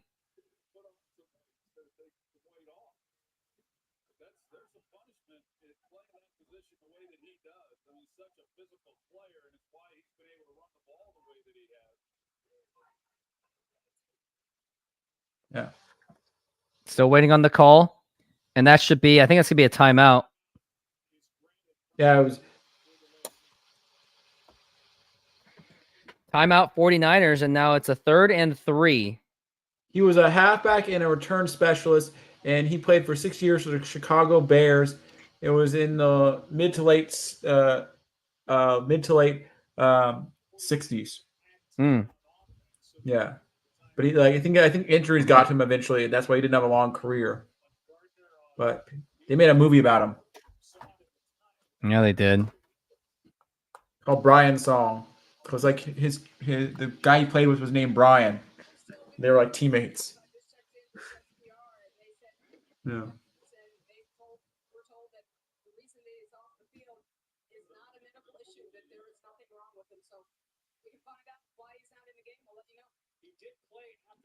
Third and 3 for San Francisco. And now here is Brock Purdy looking to pass. And now here is the big pass. And that's going to be caught by Deebo Samuel. And that's going to be a first down. And they are in the 25. Jets 25, that is.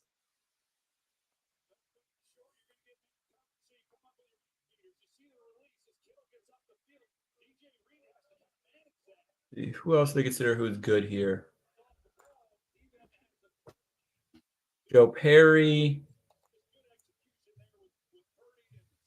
1st and 10 on their 25. Brock Purdy is 4 for 4, so he's been the game manager of this game.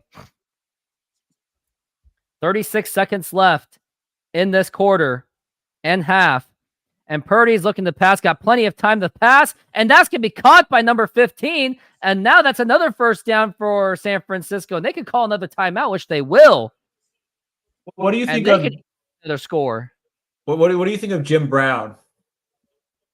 I didn't watch enough about Jim Brown because I didn't even exist. Okay.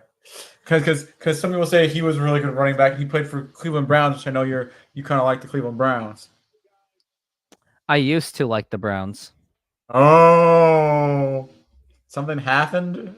Sean Watson, the trades are for Watson. You're getting rid of Baker Mayfield's the reason why I've lost interest. So now you're a Tampa Bay fan? No, I'm now it's just Seahawks. Oh, okay. There's some other teams I like. Like I like the Lions. I thought Baker Mayfield was the right quarterback for that team. Mm.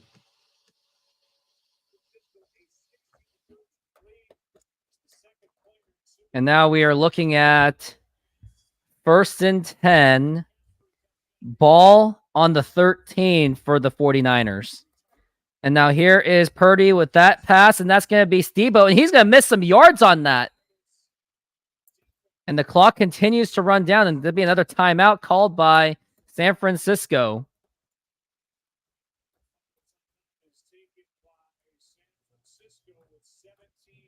17 seconds left.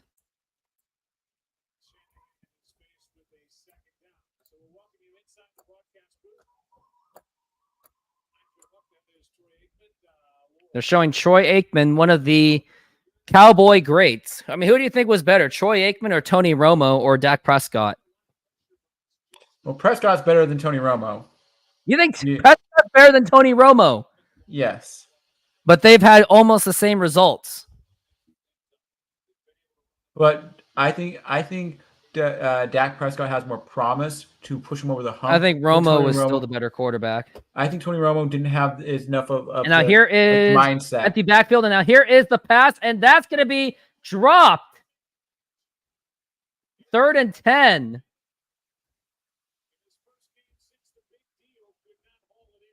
Third and 10. You have time for like one more play, 2 more plays. Yeah, pretty much. 2 plays. Now it's dropped by Brandon Ayuk. But if you get the first down, what are they? They're not first and goal, are they? No, that's not goal. No. So if they get the first down, would you go for the touchdown, or would you just go for the kick?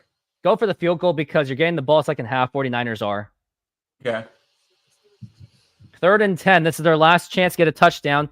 And now looks like we got stopping going on. Looks like Jets called a timeout because they're trying to ice the offense.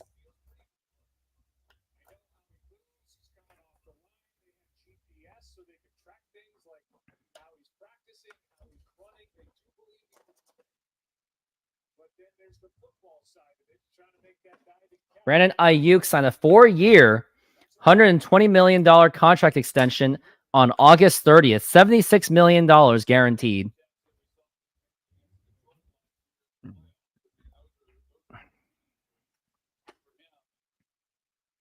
What is the salary cap for football teams? Well, no.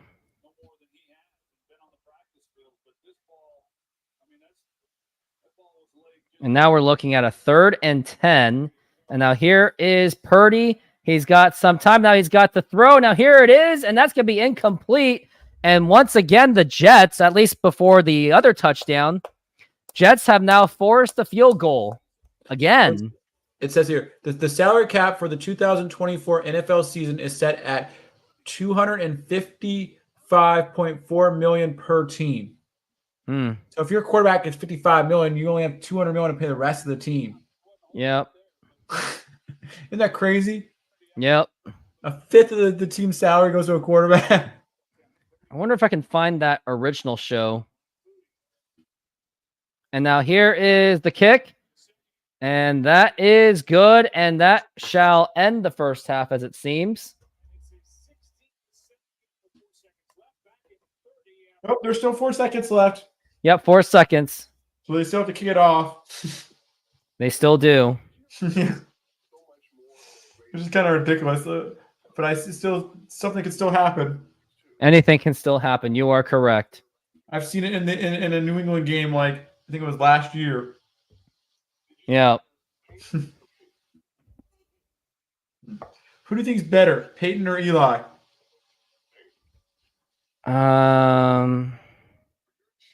Peyton. But Eli got it done in the playoffs better with 2 lucky runs. Eli had 2 rings. Peyton had 2 rings, but for 2 different teams.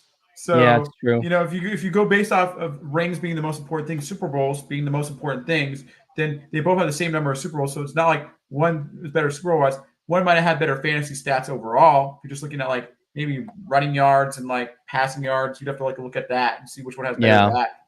Sounds about right. Yeah. To make the argument, because they have the same number of championships. Yeah, it's true. That's why I used to make a joke until Peyton got a second ring. I made a joke that Eli was better than Peyton because he had 2 rings before Peyton did.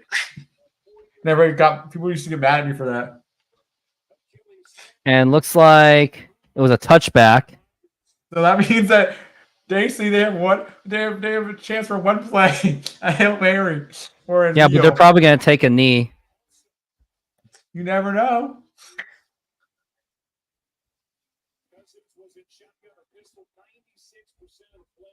Yeah.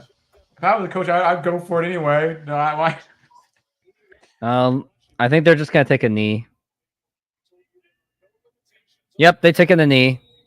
And that's going to be the end of the first half as the 49ers are going to the halftime 16-7. And give me a few moments because I got to go to the bathroom. Okay, no problem. I got to get something to eat again. And be right back. Modern Exterior Solutions is a fully licensed and insured full-service exterior renovations company serving Seattle and East Side communities. We know that a home is one of your most important possessions. That's why we're committed to providing high-quality, affordable home renovations for each customer's individual budget. We're diverse enough to meet the challenges of any project you put in front of us. Our workmanship minimizes the use of third-party services, and our team works together to meet all your deadlines. Anytime there's a challenge, we work with you to find a solution. We're proud to work with distributors of quality brand products with durable, ample protection from the elements for a variety of applications, including James Hardie siding and trim. Talk with us today about your project's needs, and we can help you solve all the challenges along the way.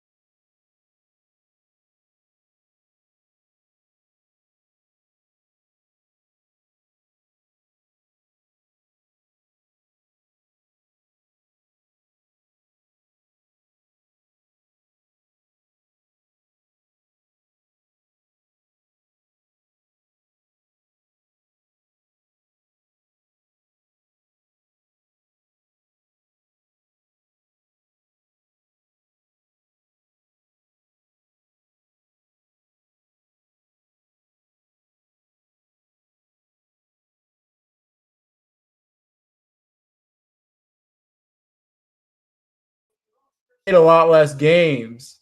See, someone's giving us stats about the different players I mentioned. You mentioned Barry Sanders. I mentioned Gale Sayers. And then you talked about this Aikman guy. Happy He's halftime. Yeah. William Cookie has been putting stats in the chat. Mm-hmm. Oh, here's a halftime special for everyone. You ready for it? Okay.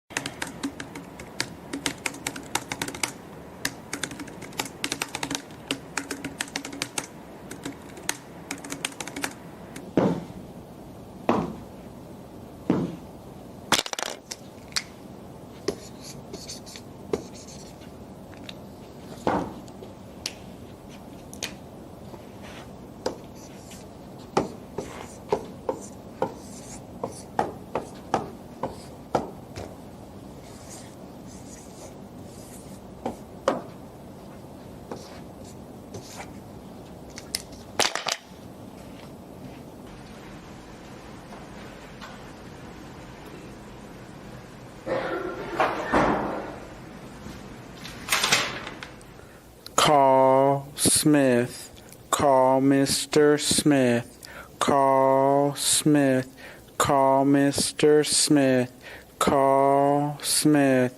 Call Mr. Smith.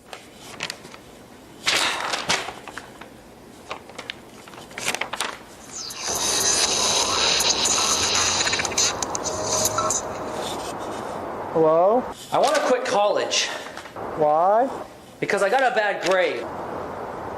I'll meet you in 5. Okay.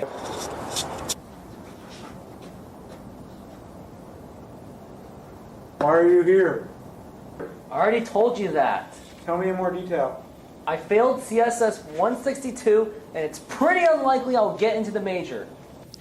Do you really want to be a coder? Yes, with all my passion. But I just can't get in the program, and I never will. Why do you want to be a coder? Because it's something that I followed throughout my life, and I really want to use this for a great opportunity. Well, why do you want to quit? Because I just don't feel the point of just wasting all away my money and everything. You're going to make $1 million more in your lifetime than someone who is not have a degree. Also, most people in college stay in college now for almost 5 years, so they have most likely retaken classes. It's no big deal. Thank you, Mr. Smith. I will achieve my dream, and I'll work hard, because I will have the intangibles to do so. Don't dream. I found another video that you're gonna enjoy that we did throughout college. You ready for it? What? Hello, I'm Mr. Smith, Bob Mario Smith. You may know me from my other work, Self-Help. I'm here for the first episode of my new show, The Original Show. I'm here on this beautiful campus of UW Bothell to film my first interview for my new talk show. Thank you, and let's begin. Welcome to The Original Show. I'm your host, Bob Mario Smith. Today our guest is director of Are You Kidding Me? Thank you for coming. Are you kidding me? So what is the plot of your movie? This plot has robots going haywire, aliens invading the Earth, and humans living underground. This movie sounds like iRobot. What makes you think that? There are still aliens invading the Earth. Aliens from where? Aliens from outer space. Where else? Are there just aliens and robots in this movie? You're gonna have to see and find out. Are there going to be vampires in this movie? Werewolves are cooler than vampires. Cool. I second that. And Twilight needs help. So what time in the future does this movie take place? Sometime after 2013, many years after that. Do cars fly in the future? That has already been done. This movie sounds like Oblivion. I guess I can see where you're coming from, but the movie's still gonna be awesome. How awesome. Just the words of awesome, and if I were you, James Cameron and George Lucas, I would be afraid. Well, I'm sorry, Disney. But yes, I would be afraid. How afraid? Afraid enough that we could win more Academy Awards. So, is this movie funny? Let's just say includes all the genres. So is this movie live action or animated? It's live action. So who are the actors in this movie? You're gonna have to find out as well. Why can't you tell me? Because I like mysteries. So, is this movie a mystery? As I said before, and I would like to reiterate, it could have every genre possible. Wow. So you're that confident? I am very confident in my movie. When it comes to movie making, you've got to be confident on what you do, and you got to be passionate on what you do. So when does this movie come out? There is not a timeable date yet, but we still have a trailer that is ready to go. Well, thank you for coming. Thank Have you. a wonderful day. Let's play the first never-before-seen trailer of Are You Kidding Me?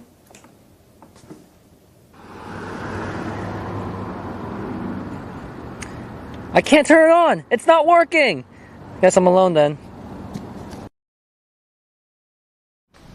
Mommy, Daddy, where are you?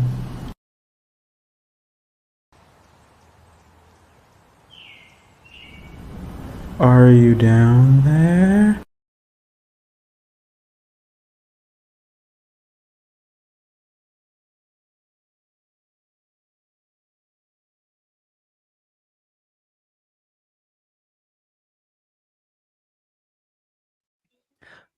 Are you kidding me? Yeah. So what was your thought process making that? Now, granted, that was 2013 during our college years. My thought process for making that movie was had the question in my head was what's really original, because nowadays it's very hard for me to find things that are truly original. I'm always contemplating like, does putting two genres together make it more original now? Or is it just like, is that become like a subgenre now? And is that now original? And so my whole thought process making that movie was I wanted people to question what is really movie making and what really makes a movie good and what really is a genre. Uh-huh. Yes. And I did it in the style of a talk show because one of my dreams has been maybe someday to be talk show host.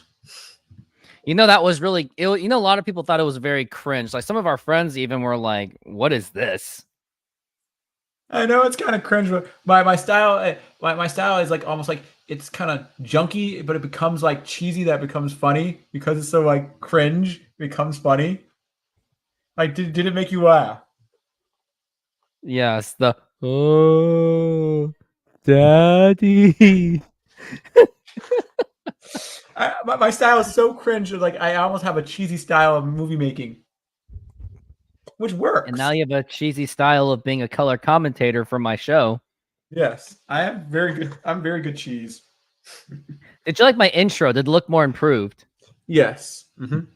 Okay, let's talk about the differences between them, if I even have them. Okay, well, let's show. Oh, here is the original. RoofTopSports welcomes you to a special presentation of the National Football League.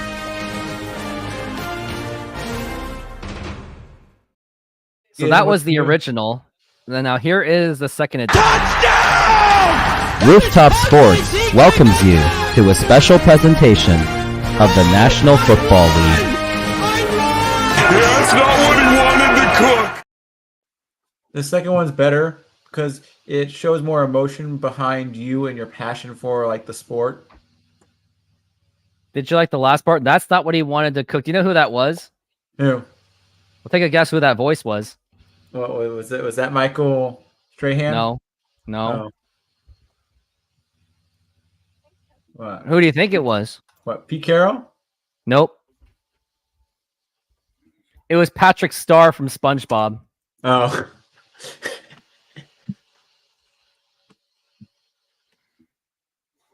Which video do you like better? The original show or the Better You one? I guess Better You because I noticed that you made that video. I think the inspiration behind that video was when I went to a party and I got tipsy. And that kind of triggered you to make that kind of video. Was that the trigger? The party that I went to? No, not really. It's just the last part. Like I know you went to a party, so I added that last part in just as a joke between us. Yeah. Don't drink. Yeah. Well, some people question my second video is it really a story? The original show one I made. It's basically just one big interview. Yeah. Yeah. So, because it was for that storytelling class I took. Yep. Do you still have that one video you made? The one that was like the Harold and Car ripoff? I still have it, yeah. Hey, we're going to show that one on here? Possibly. I'm thinking about it. And we are back from the halftime, and it was filled with ice cream, a mini ice cream sandwich of coffee, and a lot of nostalgic shows that we showed. So we are back here in the second half as 49ers will get the ball back since the Jets got the ball first. So Jets have got to come up with a big defensive play or else they're going to be in a huge pile of trouble.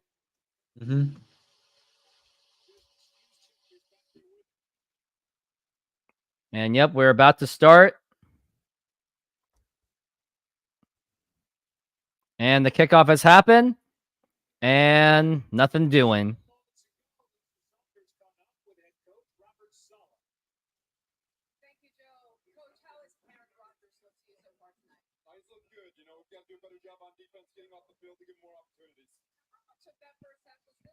Robert Saleh is at 7-25 when trailing at halftime. So it's going to be a pretty tough road for the New York Jets to make a comeback.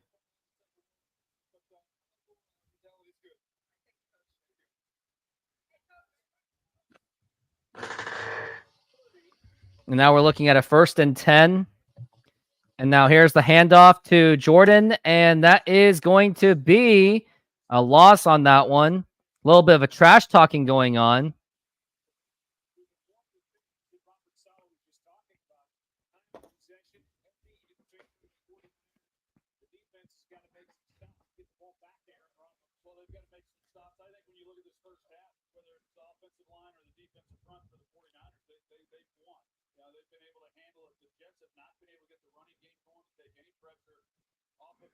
And now we're looking at a 2nd and 10. And now here is Purdy looking to pass. And now he is getting overwhelmed, and that's going to be caught. They're beyond the line of scrimmage. And now Deebo Samuel's finding his magic, and he's going to get a 1st down. They thought the play was broken up, and they still figured out a way to get a 1st down.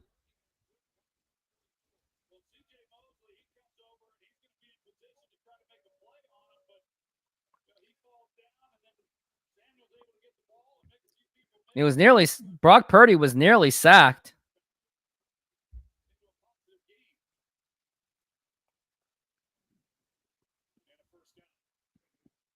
And it is indeed going to be a 1st down.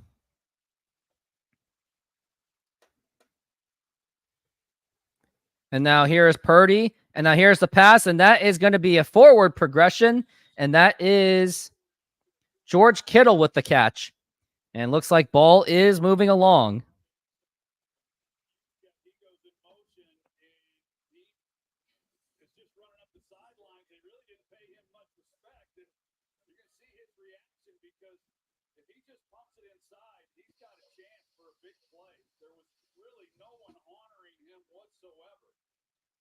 Yeah, figure it out. Okay. And now here is Purdy once again giving it to Jordan Mason. And not much gain on that one. That's going to be about a 2nd and a 3rd.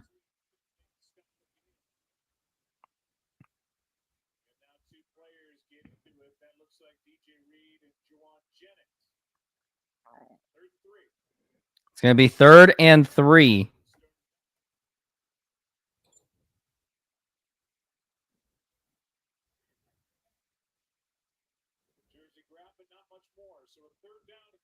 Third and 3. This is a chance for the Packers to get a big stop on this one so they can get the ball back. The Jets. The Jets, indeed. Not the Packers. And now here is, did I say Packers? I did. And that's going to be a first down for number 15. That is Jennings. He's kind of hobbling along a bit. He is limping.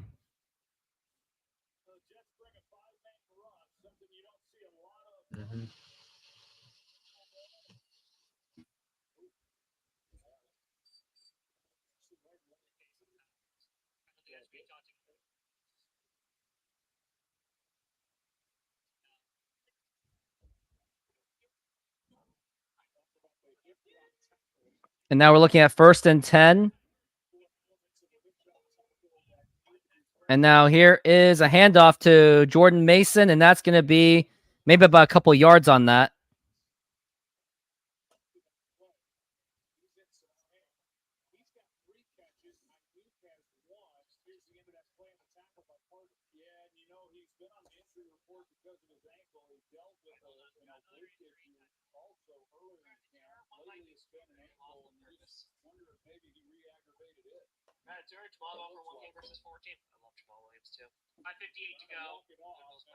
And now we're looking at 11 minutes left in this quarter, 2nd and 8. Jets still have a chance to force the punt.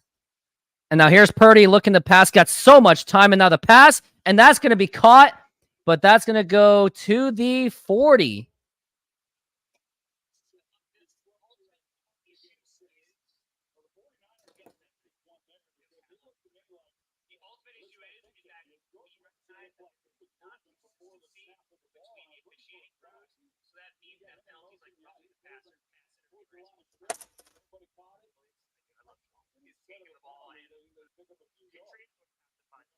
And now we're looking at 3rd and 2. Jets have got to get this stop if they want to get the ball back without the 49ers scoring anything. We're looking at 3rd and 2. Here's the handoff to Mason, and he's going to get there, and that's going to be a first down to the 30.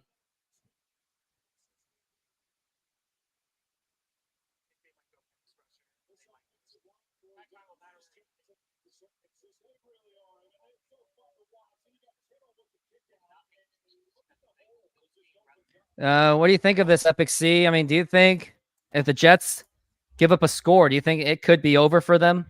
Nope. It's not over yet. I think they still have a chance. That's what it's feeling like. Depends on what kind of score. If it's a field goal, they still have a chance. And we're looking at a 1st and 10. Mm-hmm. Man in motion. And looks like there should be a false start on this one. Yep, false start on the offense. I was correct. Mm-hmm.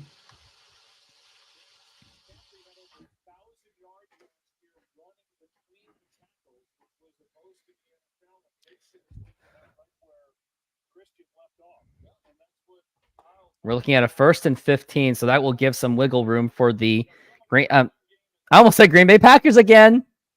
Yeah, see, you New York Jets. Yeah. 1st and 15. And now we're looking at a fake handoff. Here's Brock Purdy. He's got so much time in the pass, and that's going to be caught and wide open, and now they're down at the goal line.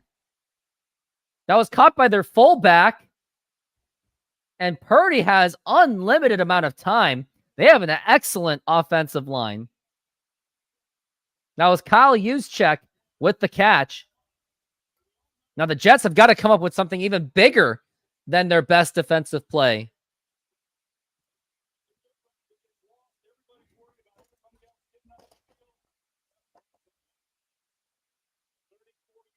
"34-yard pass that was, and here's Brock Purdy. He's got Jordan Mason right behind him, and now he's going to hand it off to Mason, and he's getting stopped immediately, and that's going to be now a 2nd down and a loss. That was Jalen Holmes with the run.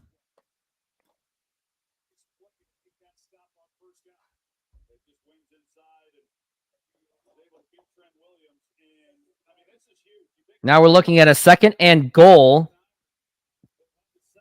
8 minutes left in this quarter. 49ers have a good chance to open this up.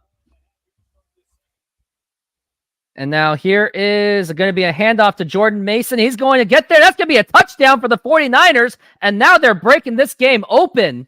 And what a run by Jordan Mason. That was a 5-yard touchdown run. And now it's going to be 22-7 San Francisco.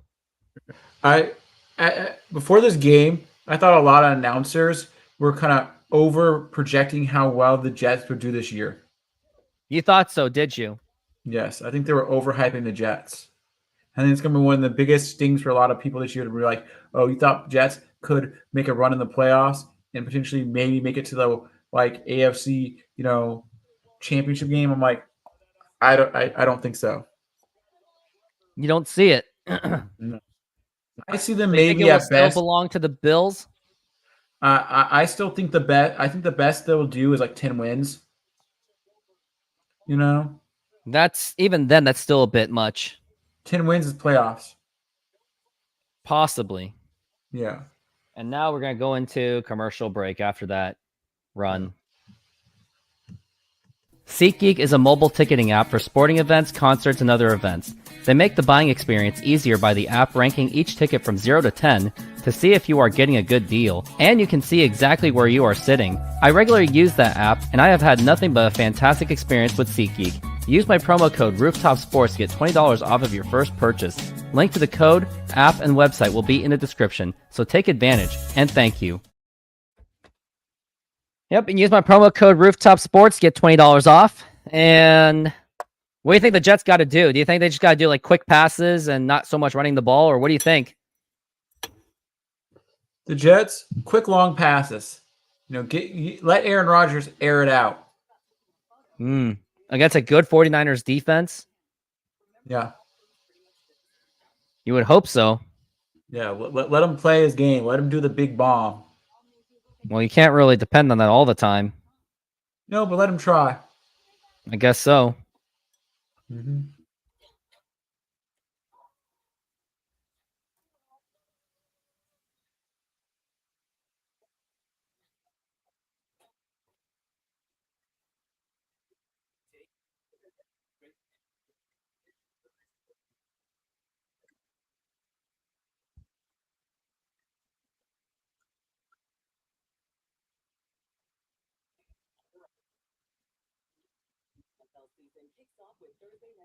Yep. So how do you feel about the game? I think it's over. I think the 49ers have this in the bag. You think so? You don't think there's going to be a comeback tonight? The greatest Nope. comeback in football? Jets look broken. You think so? Yep. You think And also, I got to tell you this again. Yeah. You know why? The only reason why you beat me? Do you want to know what it is? What? I lost Ajah Wilson and Angel Reese for that last game because they just couldn't be available for it. You're making excuses. No, I'm just stating facts. If you do the math, I would have won. But you're making excuses. I'm not making excuses. Let me. The crowd, my fans are going to defend me. Hey guys, am I making excuses? And looks like we got anybody in the chat for the Jets. And that is going to, man, you were better off doing a touchback on that one, weren't you? Yeah. Like I said, they always say it's better to do the touchback. They say stats-wise, you're not going to get to the 30-yard line most of the time. The best you can do is maybe 28, 25-yard line. Pretty much. I don't like the new kicking rules. Mm-hmm. Doesn't feel like NFL worthy. Mm-hmm. They need to go to the extra point rule of the XFL, the 1, 2, and 3 point rule. That one was a cool idea. I really like that rule. Get rid of the extra point because they've already pushed the extra point back. What are they gonna do more? It's too bad the XFL Dragons only had one season and they had a playoff run. They actually had 2 seasons. There's one in the COVID half season. Yeah. So and now we're looking at a 1st and 10. And now here is Aaron Rodgers looking to pass, and he gets that pass to Breece Hall, and that should be a 1st down. And we're looking at a 1st and 10.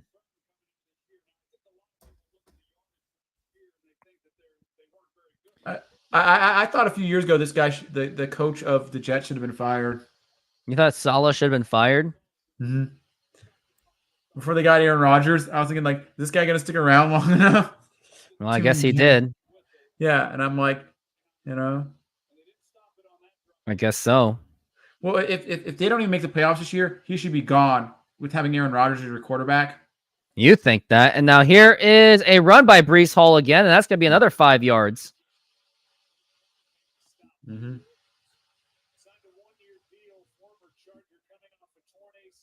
Let's see. Let's look at his record overall. Yep. I can. Yeah. Let's see here. Jets. Let's see who's their head coach. What's his name? Head coach Robert Saleh. Let's see. His regular season record as a head coach is 18. And now we're looking at a 2nd and 5. Do you think he should be gone? His record, because he had no quarterback. It's 2nd and 5, and now here is a fake, and now Aaron Rodgers going for the pass, and that is going to be intercepted and picked off. That was bounced off, ricocheted, and now that's going to be an interception for the 49ers. Another turnover. Flag is down, however. Oh, that could be called back. That could be a late flag. I hope it's a late flag. I hope it's against the 49ers, but I don't know if it is.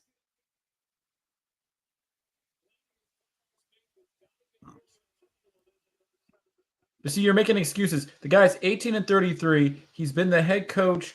He's been in the head coach. 49ers ball. It is 49ers ball. Okay. This game is a disaster.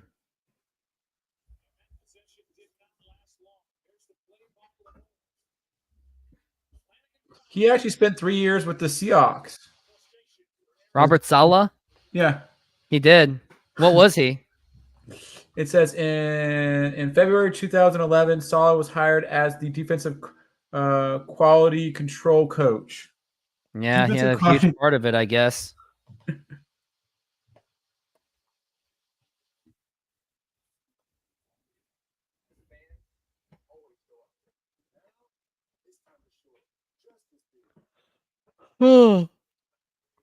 This is bad. He has a Super Bowl under the Seahawks as as a defensive quality person. So technically, he does have something on his resume, but isn't that great?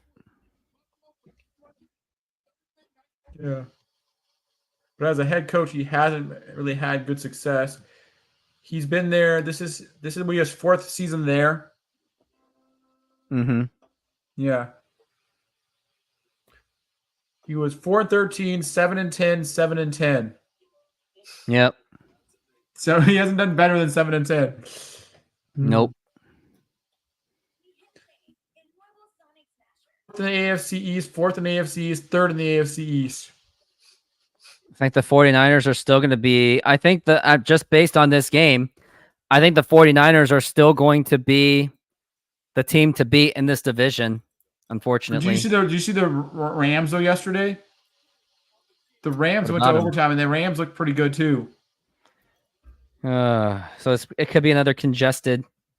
Yeah, and if the Seahawks even if the Seahawks play decent like they are going to play, they're still going to win. Potentially, like, they can win up to 10 games. You're talking about 2 10-win teams, a 10, 11, maybe a 12-win team in our division with a team maybe with 7 wins like Arizona. That's a pretty congested division. Think about it. Arizona almost beat Buffalo yesterday. Yeah, pretty much. Yeah, Buffalo beat the Cardinals, but barely so. Yeah. So they look improved too. So our division is going to be tough this year. And if we all split games, that's 3 apiece. That's 3 and 3 if we all split games this year. And now here's a 1st and 10.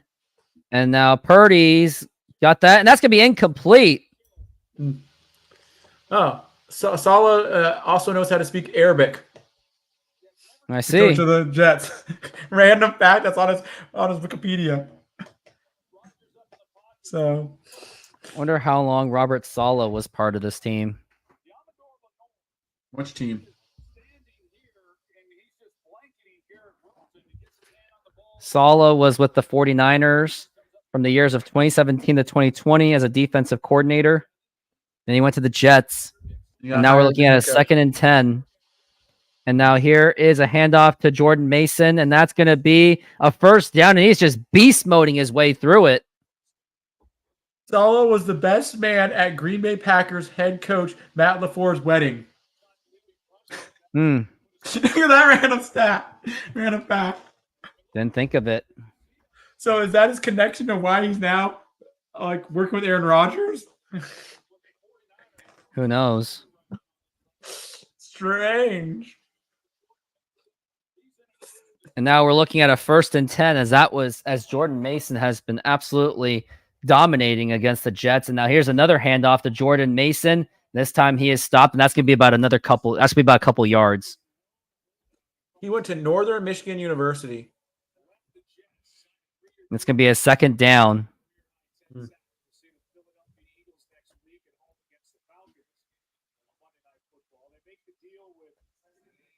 Well, if you look at these stats, Kyle Shanahan, three of his first 4 seasons were all losing records. Yeah, they were. Yeah. 2nd and 8. And now here's Brock Purdy going to pass, has so much time, and that's going to be overthrown, and that's going to be incomplete. 3rd and 8. And then once again, the Jets they've got to make a stop to force a punt. Here's an interesting question: how many seasons would you give a coach for them to have at least one winning season? It really depends on situation. Like if you're on the Browns and you're going to be a coach, you're probably not so much of a job security there. As we're looking at a 3rd and 8 for San Francisco. And Brock Purdy, he's got a man in motion, got a running back right next to him. That's Jordan Mason. And now here's Purdy looking to pass. And now here is the pass, and that is going to be incomplete. And the flag has been thrown. Flag. All those flags being on the thrown. Defense, and that's going to be an automatic 1st down.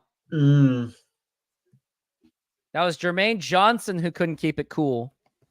I haven't scored any more fantasy points since like the 1st quarter. I think you're going to lose. It's safe to say. Yeah. I really hate to say it. I know. I didn't have the miracle. Unfortunately, no. No. Hey, I had more of a chance than you today to come back. Ajah Wilson was actually my best fantasy player for women's basketball. He's better than Caitlin Clark. Caitlin Clark was my 2nd best. Mm-hmm.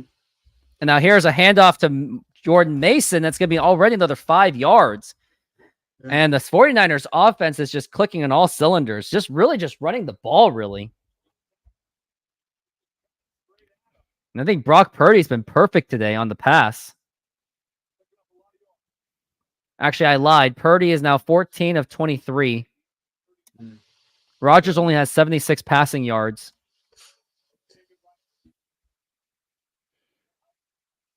And now we're looking at running back set. 2nd and 5. He's going to hand it off. He's going to hand it off. I couldn't tell. And that's going to be another 3rd and 5 and 3rd and 3. And again, the Jets have got to come up with a stop because 49ers are burning so much clock.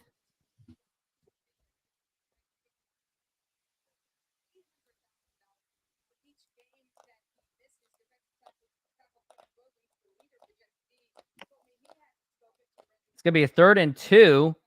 And now here's a pass, and that is going to be broken up and incomplete.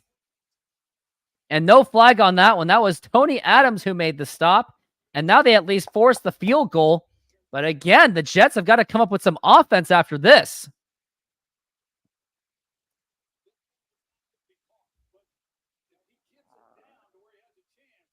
Who was the coach between? See, who was San Francisco's coach between Jim Harbaugh and Shanahan? Jim Tomsula and Chip Kelly. And now we're looking at a 4th and 2. And now here is the kick. And that ricochets in, and that is good. And the 49ers score another 3 points on that field goal. And they continue to break it open. the lucky ricochet, to be honest with you. Oh, so there was Jim Tasula, and then there was Chip Kelly. So there was two coaches. Yeah, so there was two coaches they had. And that's when the 49ers were at their bottoms. They were? Yep. 49ers didn't have a winning season. They went 5-11, and then they went like 2-14, I think.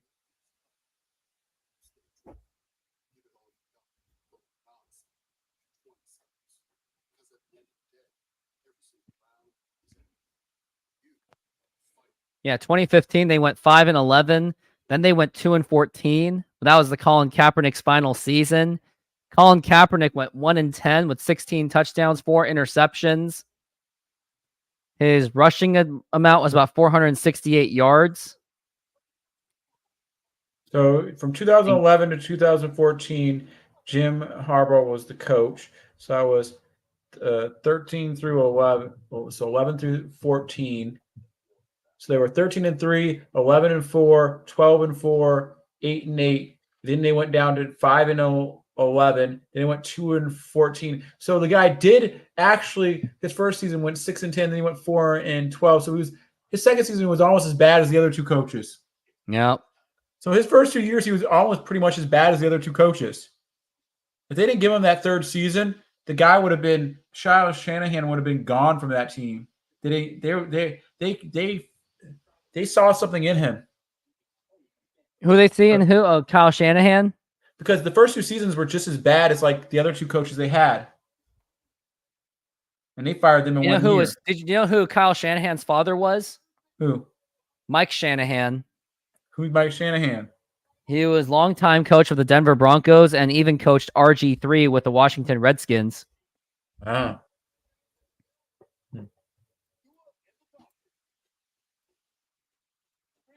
Because he went 6-10, then he went 4-12, Kyle Shanahan, then he went 13-3. That was a big turnaround. Now 26-7. Do you think the Jets have any fight left? They still have some fight in them. I don't know. I don't know if they will fight, or they will get their minds in check. And now here is the kick. And they're going to let it go to the end zone. Yeah, because I think there's a theory in football, and it's that they give a coach a lot of coaches, unless they're horrible, they'll give a coach about 3 seasons. They have one winning season, or they make the playoffs in that one season, one of their 3 seasons. They will end up getting like a contract renewal. Mm-hmm. That's a theory, I think. Same thing happened with the guy who was the coach of Cincinnati. If it wasn't for Joe Burrow and the Super Bowl that year, he would have been fired. Because he had 2. Now we're looking at the 1st and 10. And now he's going to do a quick pass to your man, Wilson. And that's going to be at least a few yards. More fantasy stuff. That's what I'm thinking. But look at this. Let's see. My wide receivers. Well, Wilson has outproduced DK Metcalf this week. Now here's another pass by Aaron Rodgers, and that is going to be caught. And he's got some more on that one. And that's going to be a first down. I'm telling you, don't count him out yet. Do not count him out, as you say, don't you? And also for commercial break, I have another video to show you that you might enjoy. Okay.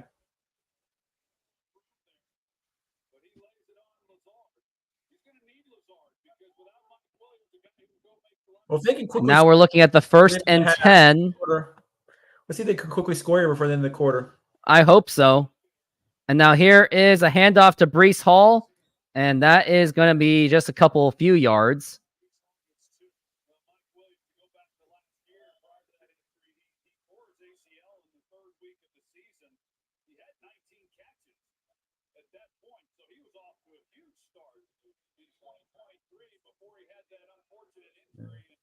And now we're looking at the 2nd and 8.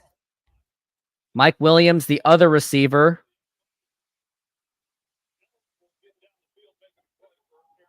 And it's going to be a 2nd and 8. And now here is the pass. And that is going to be dropped. Oh, man, that was right in him. Yeah, it was. Oh, this is the big one. 3rd and It's 8. going to be a big one. They really need something to happen.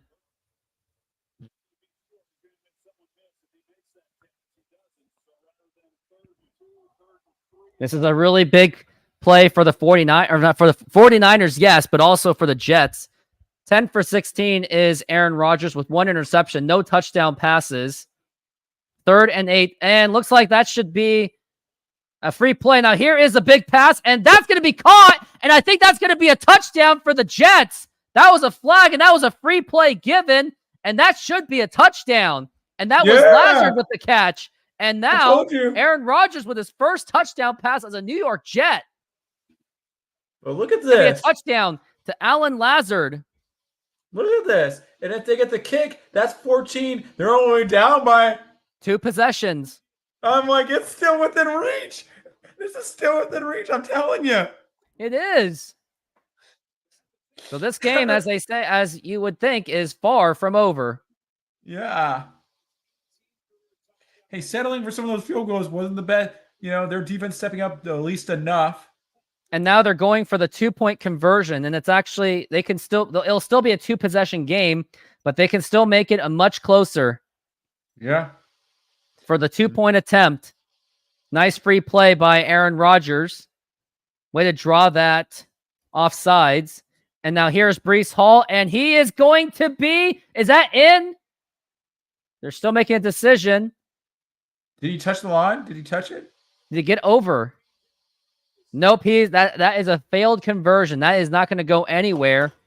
So that is, and I wonder if they're going to challenge that call. Did he break the plane?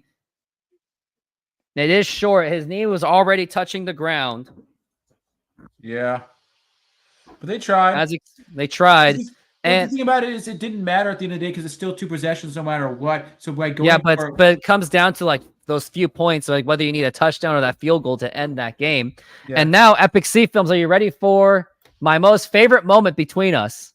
Okay. From last season. Which one it is.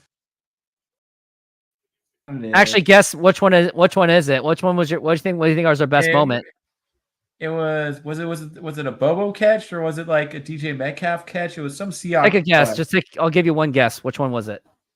I think it was a DJ Metcalf catch.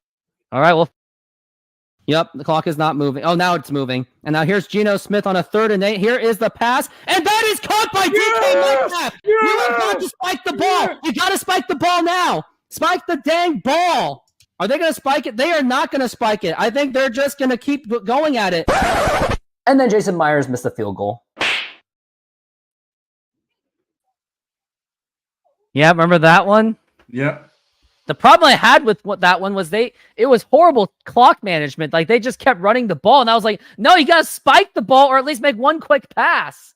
Well, one thing that no one's talking about last season is how the Rams got into the playoffs. You know how they got into the playoffs last year? They were healthy. No, the Seahawks handed them 2 games. They did.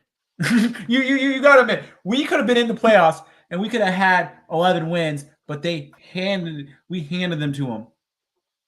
They did. We basically gave them the games. Just like how the Mariners are giving up their division. You know?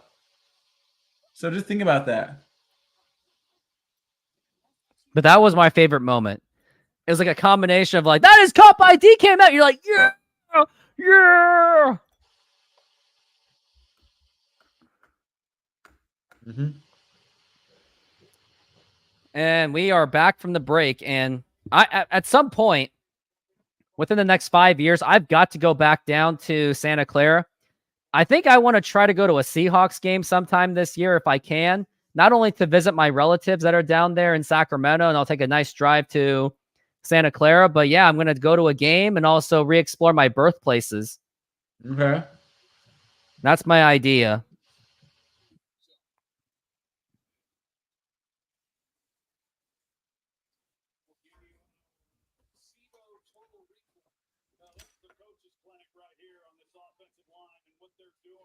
I have to say this. 49ers have really beautiful offensive scheming. They have a really good scheme. That just proves that you can have all the talent you want, but if you don't have a scheme, your talent means nothing. And now we are at 1st and 10. Jets have got to come up with a big stop like they kind of did last drive, but this time they should try to force a punt, which would be very ideal. And we're looking at the 1st and 10 for San Francisco. And now here is Brock Purdy handing it off to Jordan Mason, and that's going to be an immediate stop, but it's going to be at least a couple yards on that, and that's going to be a 2nd down.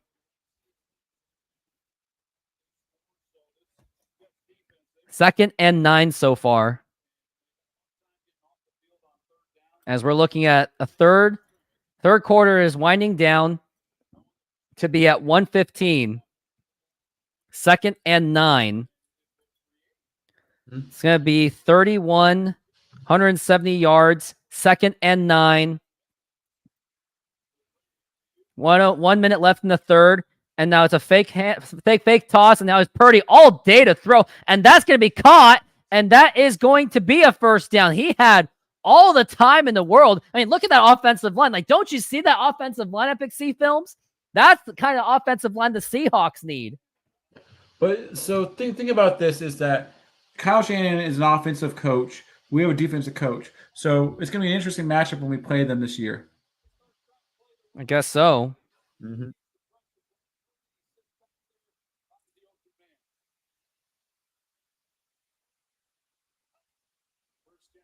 And now we're looking at the 1st and 10 for San Francisco. Jets still have a chance to make a stop. And now that's a fake handoff. And now Purdy has all the time once again to throw. And that's going to be caught by their fullback. They still get positive yards. And now we got a flag going on. I wonder what the flag is about. 5 seconds left in the 3rd quarter.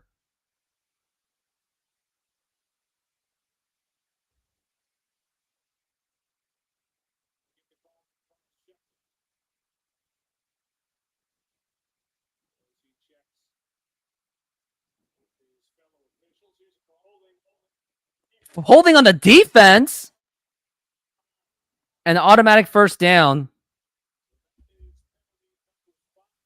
That's 5 penalties for the New York Jets. Not good. No, it is not good, and they're going to let the clock die. This is not good. I have to say, this is absolutely not good at all. And now I'm going to show another favorite clip of mine. I think you're going to like this one too, but I just have to show it to you. This is the one where... Why don't you take a guess on what this video is going to be? What? Another sports-related one? Well, why don't you take a guess what it is? A Jake Bobo catch? Wouldn't say it's a Jake Bobo catch, no. Yeah. Is it Lions game? Something in the Lions. Something in the Lions game. It's not the Lions game. Then I don't know. All right, we'll find out.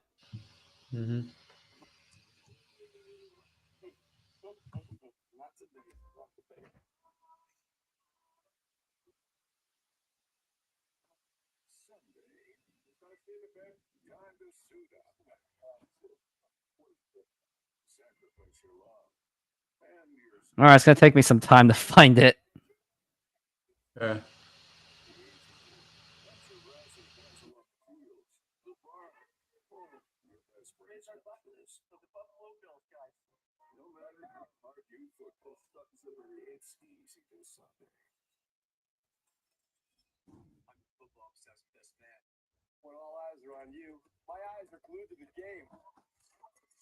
All right, I can't find it. You lucked out. Maybe I'll find it through here, though.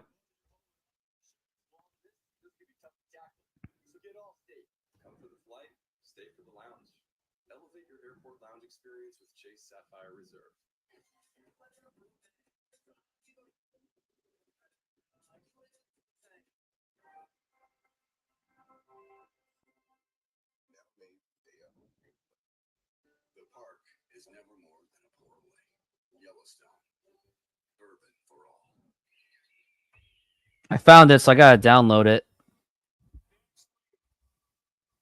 We're now in the fourth quarter. It's stretch time. Not stretch time, literally, but... And next Monday Night Football game is going to be the Falcons and the Eagles. That game I won't be able to do.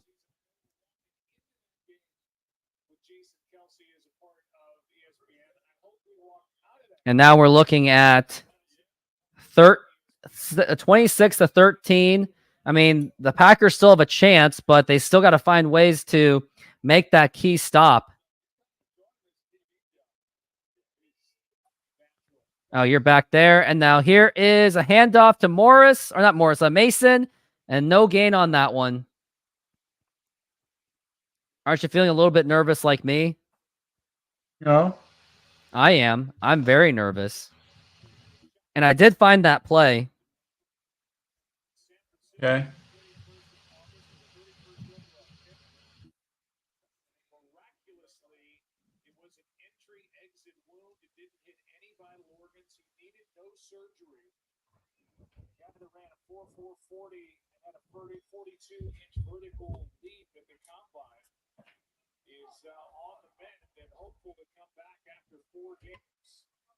And now we're looking at 2nd and 8 for San Francisco. And now so much time to pass. And that is going to be caught by Deebo Samuel. He fakes it out and he gets a big run. And now that's going into field goal range. It just keeps on happening.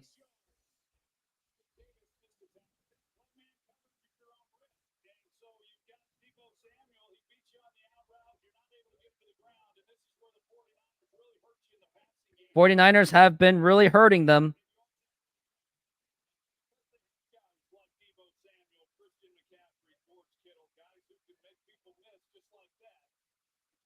And now we're looking at the 1st and 10.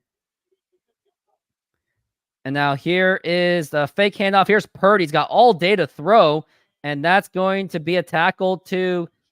That was George Kittle. Now that's going to be a 2nd down.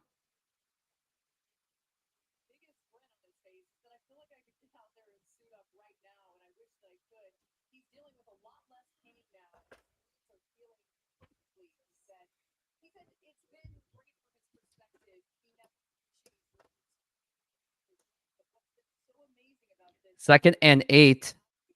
I mean, I think if San Francisco scores, I think you can then say it's over. Like, would you agree with that?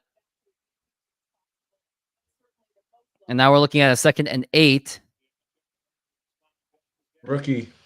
And now here's a handoff to Mason, and he's going to get stopped, and that's going to be a 3rd and 6. And once again, the Jets have got to find ways to make a stop.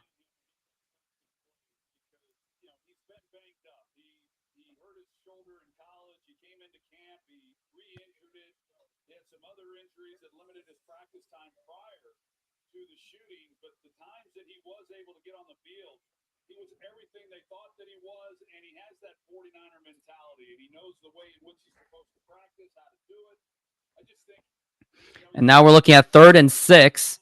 And with that offensive line the 49ers have, I mean, the 49ers can easily convert. And now here is Purdy. He's got all day to throw. And now here's the pass. And that's going to be caught once again.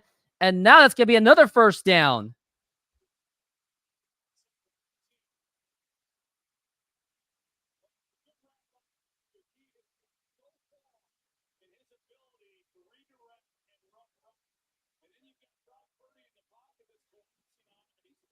Yeah, I mean, look at Purdy. Look at all that time that he had to throw.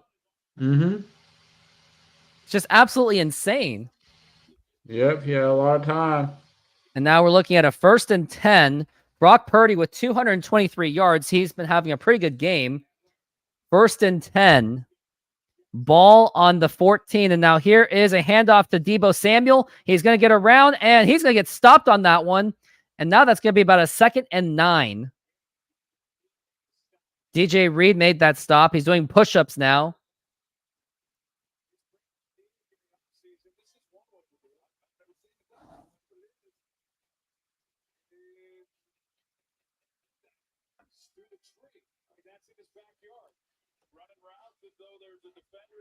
And now we're looking at a 2nd down.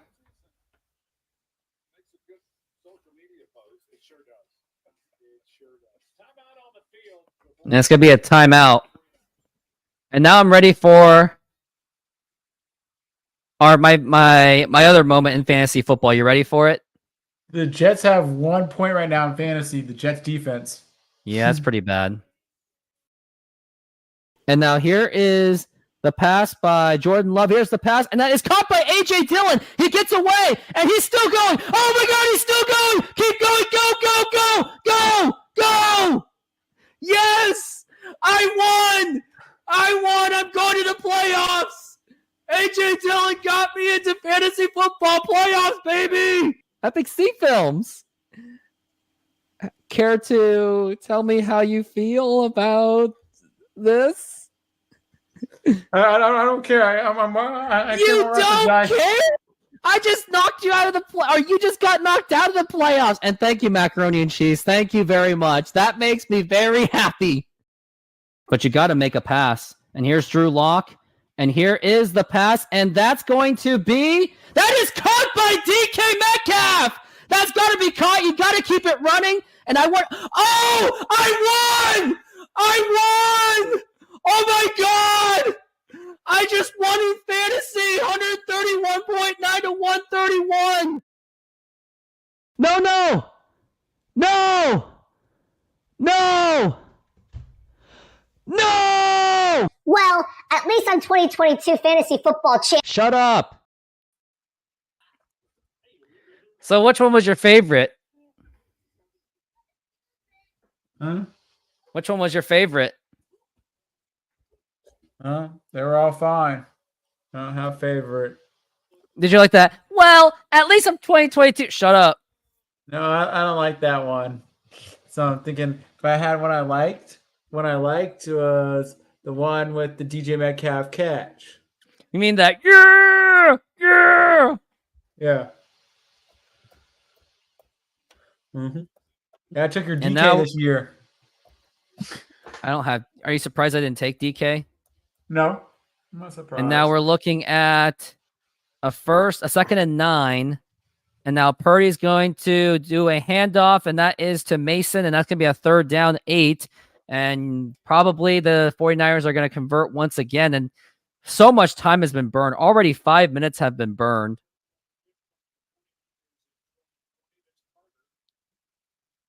If the Jets play like this all season long, they won't win that many games. They will potentially win about maybe 7 games. Yeah, sounds about right. Which is no better. They could have saved money and just had Zach Wilson win them 7 games. Could have. And like really, if Aaron Rodgers isn't going to win them any more games, then this is just like it was a risk they took. And now here is a pass by Brock Purdy, and that is going to be caught, and that is going to be. Is that going to be a 1st down? No, that's not going to be. You go for it. No, you're going to take the points because if the Jets offense isn't going to do anything, I think you're just going to take the 3 points. No, because you think they're going to do something, you take the points. If you don't think they're going to do anything, you would risk it. I think they're going to. No, they're going for it. Big opportunity. Yep. It's going to be 4th and 1. And if I were the Niners, I'd be diving for all these players. You know what they might try to do? Try to get them to go off sides, and if they don't get it, call a timeout. That was the point. Yep, that's what they tried to do. It looks like the Jets actually were the ones that called the timeout because they didn't like their formation. Yeah. But told you. Are they still going to go for it? I don't think they're going to go for it. They might. What do they have to lose? Yep. Who knows? For going for it right now with being up by this many points, they have nothing to lose. Who knows? And I think they are going to go for the field goal.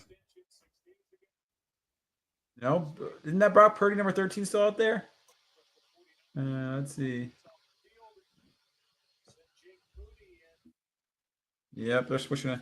The Jets shouldn't have called the timeout then. Well, yeah, they wasted the timeout for nothing.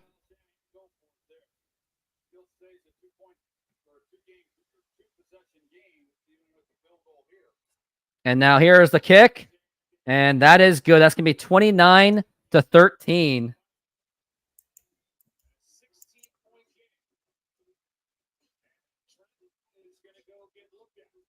Trent Williams is now getting looked at.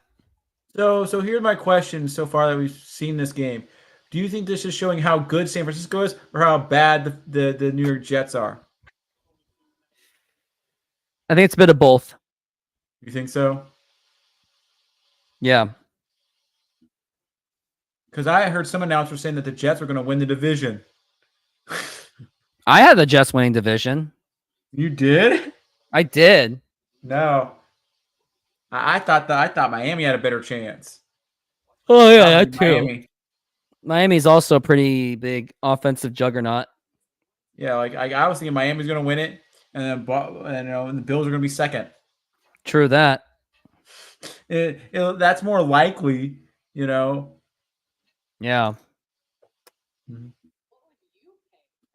I heard they had in the Olympics they had flag football. Oh, they did? Didn't know that. Yeah, it was like flag football Olympics. And there was some guy who was like a quarterback for a flag football team that said he was he had some comment about Patrick Mahomes. And he said he was better than Patrick Mahomes or something ridiculous like that. You Very interesting. Yeah.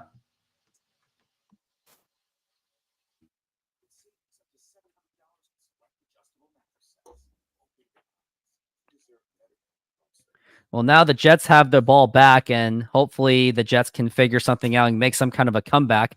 Because if they do score a touchdown, they can get to 20 points, but they'll still be down by 2 possessions, though. Oh, they're saying no. It's in the 2028 Olympics. That's when flag football is going to be make its debut. Oh yeah, in Los Angeles, that's where it's going to be. Yeah, that's what I heard. Yeah. I wonder, can you look up where the 2028 Super Bowl is going to be? Or 2027 Super Bowl?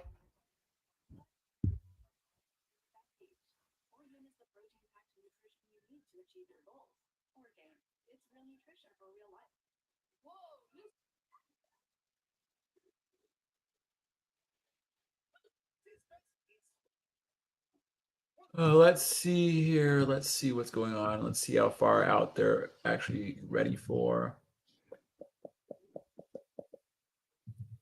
And we are back from the break. That Jets fan's in pain, you can tell. Okay, so the next Super Bowl, which is in 2025, so that'll be this season's Super Bowl, is in New Orleans. Okay. And now we're going for the kick. And that's so, actually going to land, and that's actually going to be a return, and that's going to actually go to... if only that was a touchback. So the next Super Bowl is in New Orleans. The one after that, which is the 2026, in 2026 would be San Francisco, so in Santa Clara. And then in 2027, they're having it in Los Angeles. Wow, I knew it. They're 2028 Super Bowl, and they're going to have the Olympics. No. So 2027, so that'd be right before so basically that'd be like a whole year and a half pretty much before the Olympics. And now we're looking at a 1st and 10 for Aaron Rodgers. Got Breece Hall right next to him. Because now here is the handoff to Breece Hall, and he's going to get at least a couple yards on that. Yeah, because the Super Bowl that they're having for the LA, that's for the 2026 season. So that's in 2027 is the Super Bowl. So then a year and a half later they're having the Olympics, or a year and 4 months later they're having the Olympics. So they're setting it up. And now we're getting a 2nd and 7. Well, that the Super Bowl, the Super Bowl only rotates between maybe at most 7 different cities or 8 different cities. And now here is a pass, and that is complete, and that's a big gain right there. And now we're going into the 40, 1st down. But Aaron Rodgers has got to hurry it up. They got to go with the up tempo, like Troy Aikman is saying. That was Alan Lazard with the catch. Former Packer, by the way, also played with Aaron Rodgers.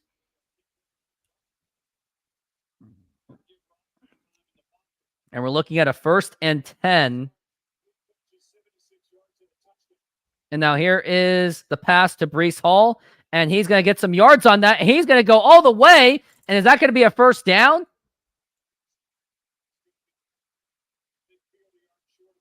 He is short of a 1st down, but that was still a good play. But they're taking way too much time. They got to throw the ball downfield or something. And now we're looking at a 2nd and 1. Ball on the 40, on the 50. And now here's Rodgers, got the pass, and now that's going to be caught, and that is to Wilson, your guy on your fantasy team. And that stops the clock. But the Jets don't really have much time left. They've got to keep pushing forward. And I would think that they're probably going to do I think they might do an onside kick, even if the Jets do score a touchdown. But they are wasting a lot of time. The time keeps on rolling.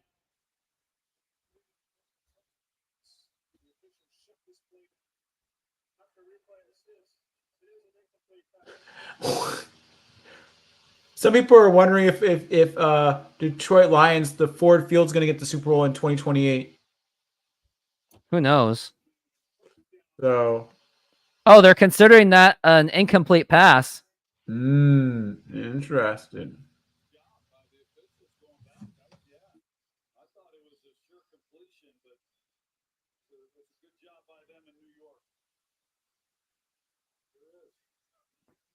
Well, on that incomplete pass. Well, you know what's an interesting stat? What would be an interesting stat is how often, like if you look through a whole season, how often does a team win a NFL game scoring less than 20 points? That would be an interesting stat. Can you win games with scoring less than 20 points? If you're a good defense, then yeah. But how often does that happen? I don't know. And now we're looking at the 3rd and 1.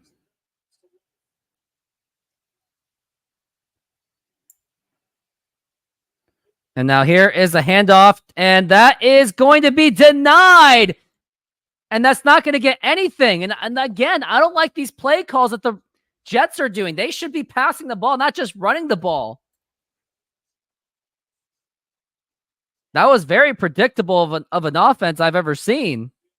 Okay, you're gonna have to go for it on 4th down. There was 2 games this week where a team scored under 20 points and won. 2 this week. And now here is a 4th and 1. They're gonna go for it on 4th down. And here's Rodgers, and he's gonna pass, and that's gonna be incomplete, and that's gonna be a turnover. And that may have just sealed the game. I'm gonna say it right there. It had seals. It sealed the game right there. So I was telling you about the 20-point thing. There's 2 games this week where a team scored under 20 points and won. That was Pittsburgh beating Atlanta. That was 18-10.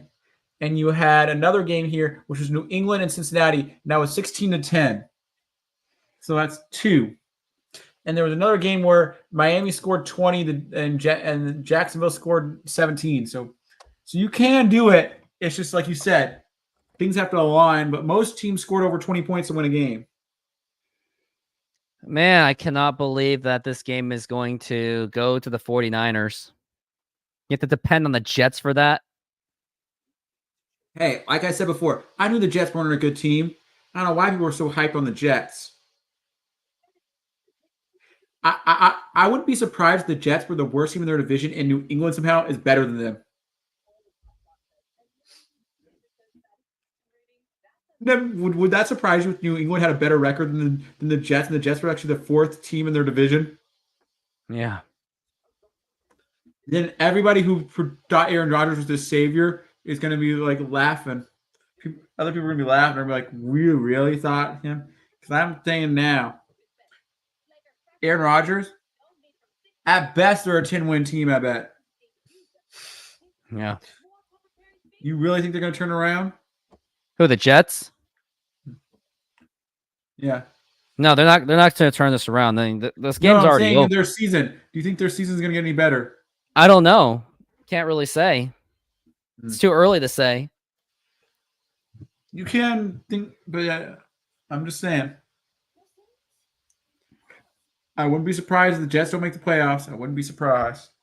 I mean, nobody should be surprised. It's the freaking Jets. But last productive season out of Aaron Rodgers, his last really good season was in 2020.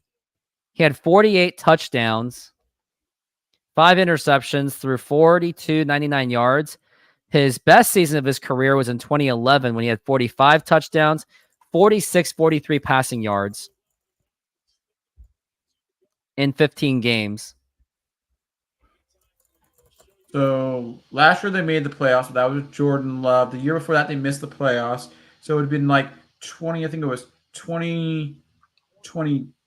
So last year was 2023, 2022. So it'd be like 2021. I think was last. Let's see, 2021 season. And now here's a 1st and 10.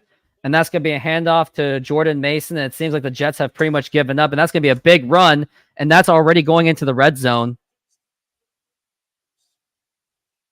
It's a huge drive by the 49ers right there. 1st and 10.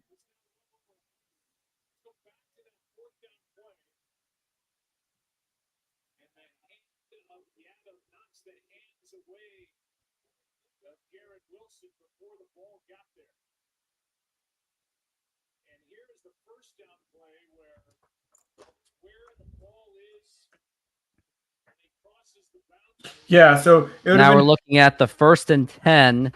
It's 29-13. And now here is another handoff, and they're just pretty much going to just run the clock down. No, Joe. Aaron Rodgers' last good season would have been 2021 when Green Bay was #1 seed. Yep. Not and then they screwed it all up. Yeah. And remember the Rams ended up winning the Super Bowl. They did. With Matthew Stafford, who I always said Matthew Stafford was a good quarterback. Yep. Mm-hmm.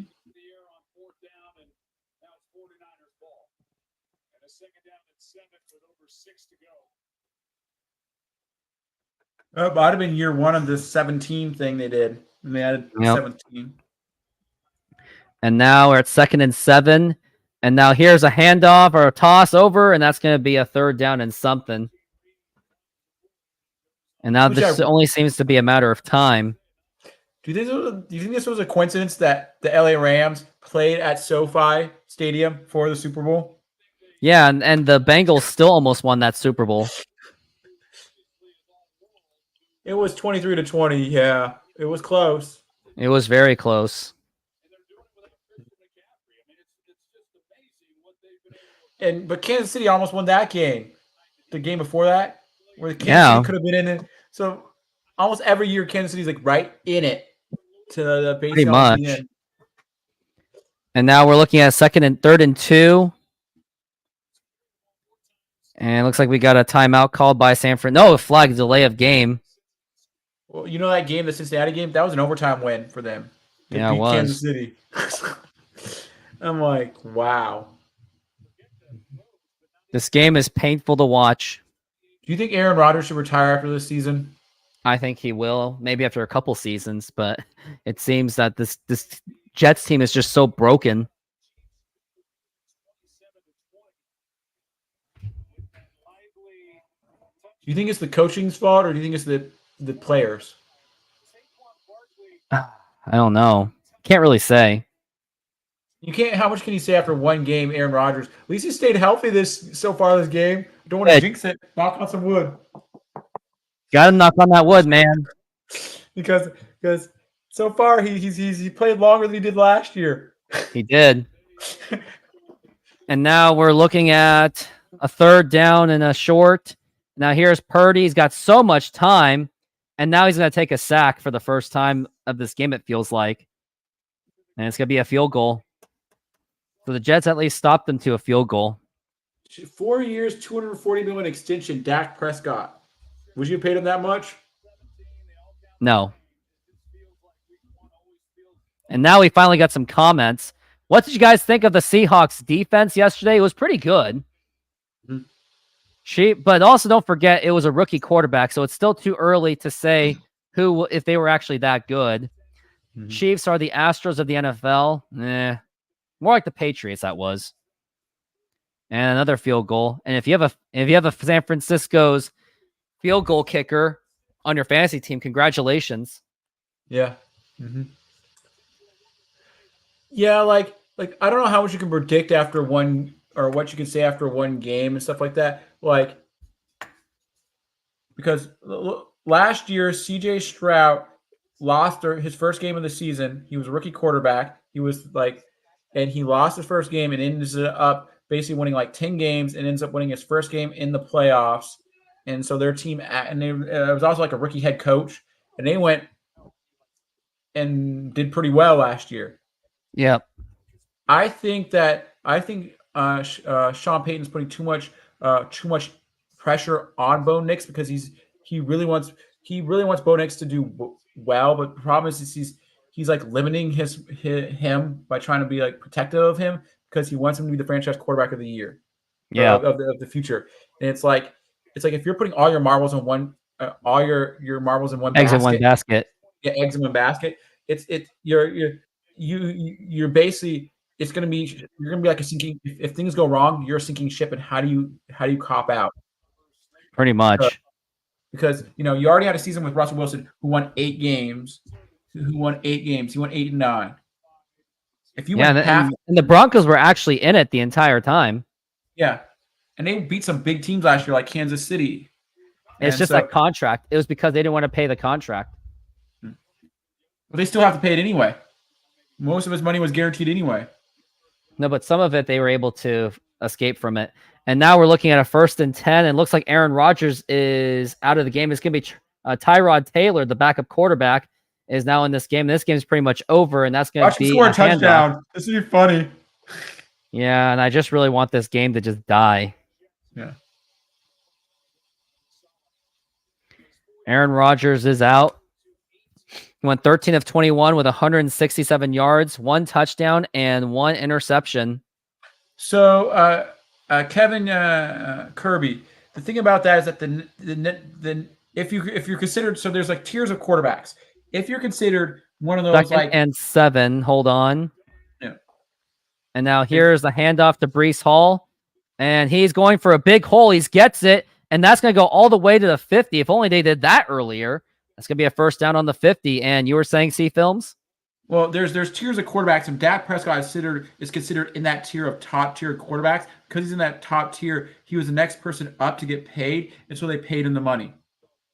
It's true. Your quarterback that you really like, Baker Mayfield, isn't in that top tier list. He's in the next. But he was the Browns' best quarterback in their franchise history for sure. He's like 3rd tier. He's 3rd tier. And now here's a 1st and 10. The Tyrod Taylor's faking it, and now he's going to make a nice little toss. And I'm wondering, why didn't they make plays like that unless the 49ers have already pulled their guys out? Yeah. At best, like Baker Mayfield's in the same tier right now as like maybe if you want to say maybe Kirk Cousins, but he still didn't get paid as much as Kirk Cousins. Kevin Kirby, here's the way I see it. If the money is there, the money is there. So as long as the league's making money, they're still going to pay as much as these guys want to. Yeah. Just like the WNBA, the reason why they don't get as much as a pay is because they just don't generate the revenue. And the NFL, the NBA, and Major League Baseball, they generate revenue. So that's what it's about. As long as generating revenue, these teams are entitled to pay their athletes however they want. There's never going to be a cap with the exception of a cap space. But even then, the cap space can only do so much. And now here is Tyrod Taylor with a big pass, and that is going to be nearly picked off. But the interesting about it too is that would you rather pay a quarterback like let's say you draft a quarterback and then they're up for renewal? Would you rather pay that quarterback or go back to the draft, find another quarterback, pay them, and only have them for 4 years? And every 4 years, like college, always trying to hunt for a new quarterback. If you're able to have a good offensive line and a good like wide receivers and stuff like that, yes, you can save some money by saying, hey, you found a quarterback, you're paying them $4 million a year versus paying them. And now here is Tyrod Taylor is going to the pass, and that is going to be caught, and that's going to be close to a first down. They're going to the 30. It sounds like that the Jets may actually have a touchdown in them. Yeah. Mm-hmm. But that's what I'm saying. It's like you could do that philosophy where if you create a good offense, and all you need to do is drop in a quarterback, you could do that. Like San Francisco is a team where you could plop pretty much most quarterbacks in here and they would do pretty well. It's not like Brock Purdy is like their savior. If Brock Purdy asks for too much money, they could just replace him. True. You know?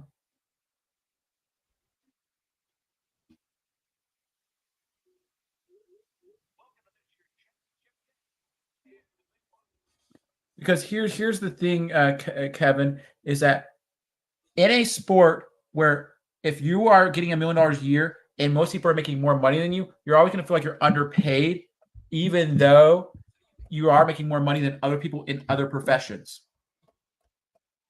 Your mindset is always based on the people that you're working with. And if you know how much other people are making, which sports stars and actors and people like that, celebrities, they know how much each person is making. That stuff eventually comes out public. How would you feel if you were making $1 million a year and your teammate who's in the same position as you makes like 5 times as much money as you? You're making $1 million a year and your teammate makes $50 million. How would you feel?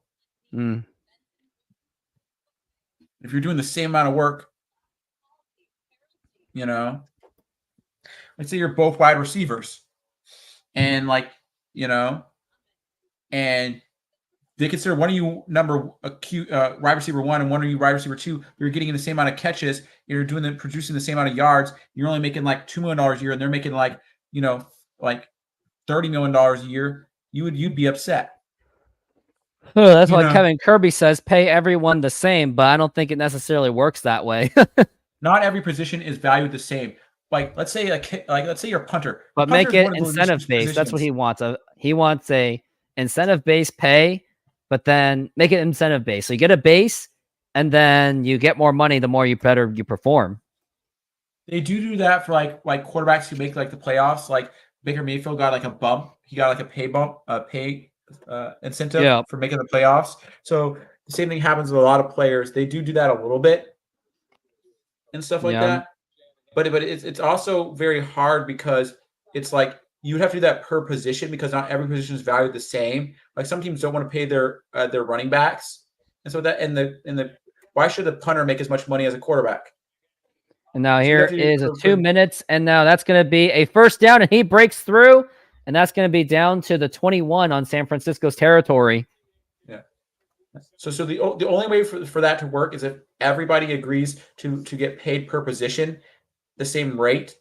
And the problem with that is like, well, what if one guy plays really bad that year? Then you're basically screwed because you ended up not making out. First and 10, and now here is the pass, and that's going to be caught by Wilson, your guy, and that's going to be another 8 yards gain. I wonder how much that got it for you. Yeah. Well, did you hear what happened to Jamal Adams? Yeah, what happened to him? He got injured already. He couldn't play the game 1. Well, who does he play for now? Tennessee Titans. Oh, wow. And now we're looking at 2nd and 2, and now here's Tyrod Taylor, and he is escaping the sack, and he's going for the pass, and is that going to be a first down? I think that's incomplete. We got a flag. It was going towards Wilson.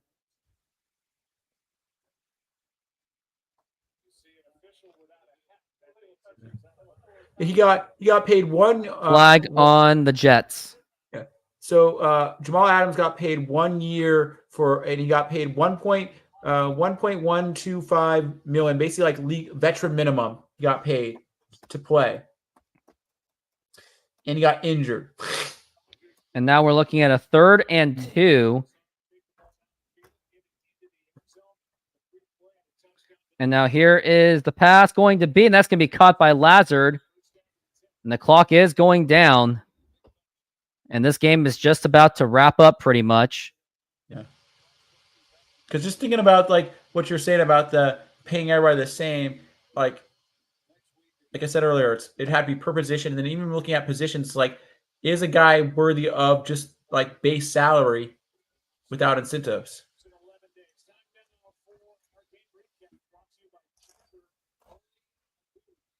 And now that's going to, I mean, Aaron Rodgers had some good passes, promising passes, but he had some interceptions too. So you're saying that if you play more minutes, you should get paid more than if you play less minutes? And now we're looking at a 1st and goal. Man in motion. Now here's Tyrod Taylor. He's going for the run, and he's going to avoid the tackle, and he's getting closer to that end zone, and they're just burning as much clock as they possibly can, but they at least want to get the score in so they can say that they at least scored another touchdown. And clock is still running. But this game is pretty much about to end. Another interesting one is tenure. Another interesting one is tenure. Like, should players that have been in the league longer? Now here is going to be a pass from Taylor, and that is going to be, and that is a touchdown to Alan Lazard again, and that was a touchdown pass by Tyrod Taylor, and they are making it now 32-19, probably going to be 32-20. I mean, if I were them, maybe go for the 2-point conversion, and I mean, it's not going to be for much, but at least they got a touchdown. But that's something that they probably should have done earlier. I don't know if this changes the spread. No, it's not going to change much of the spread at all. They got it though. I don't think they covered the. They didn't cover the spread. They for sure did not cover the spread. No. Yeah. Well, so Kevin Kirby was saying it's just like baseball. And they are going for a 2-point conversion. And now here's Tyrod Taylor with a 2-point attempt. And now here is the pass, and that is going to be incomplete. And that's going to do it, as the 49ers will close in for a victory. And it's just going to be a matter of taking that knee. And this game is over, as the 49ers will go to 1-0. And I would think that they're going to be leading that division against the Seattle Seahawks.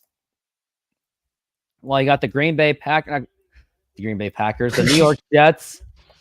Unfortunately, they will go down. Upcoming schedule for the Jets: they will be at Tennessee, play the Patriots at home, then Denver, at Vikings, and Bills at home. So it's going to be about an even schedule for them. Yeah. But what's interesting here is like you talk about like Jordan Love. He hasn't played that much. He's the second highest paid quarterback now in the league. He played one season and sat on the bench for a whole bunch of times. And it's like some people, like, if you're good, it's like, should tenure matter? Like people said, like, why should you be underpaid just because you haven't played longer than somebody else? And now here's Greg Zuerlein, was a longtime kicker for the Rams. And now here's the kick. And they're just going to let it fly. And I think that's going to do it for this game, as the San Francisco 49ers, they will win this game. 3-time NFC West champions, including the last 2 seasons. 4-time championships appearances, 2-time champion. So Kevin, an interesting thing about that is that people would say that football is a lot tougher on your body, and a lot of football players shorten their life expectancy by playing football. So because it's a tougher sport, even though you're playing, you're physically not on the field as much as a baseball player. People are saying that baseball is a lot less harsh on the body. A lot of baseball players can play to like they're like basically 40. A lot of football players are done before they're 30. Yeah, pretty much. So and by the way, that is the end of the game. The San Francisco 49ers have routed pretty much the New York Jets, as this game is over, which means the Seahawks and the 49ers are tied for the division for the time being. And any takeaways you have from this game, Epic C Films? People who are ranking, like I said earlier, people who thought the Jets were going to like go far in the playoffs this year, don't bank on it. I knew the Jets weren't going to be that great, just because they had Aaron Rodgers. I knew in the back of my mind they're not going to be great this year.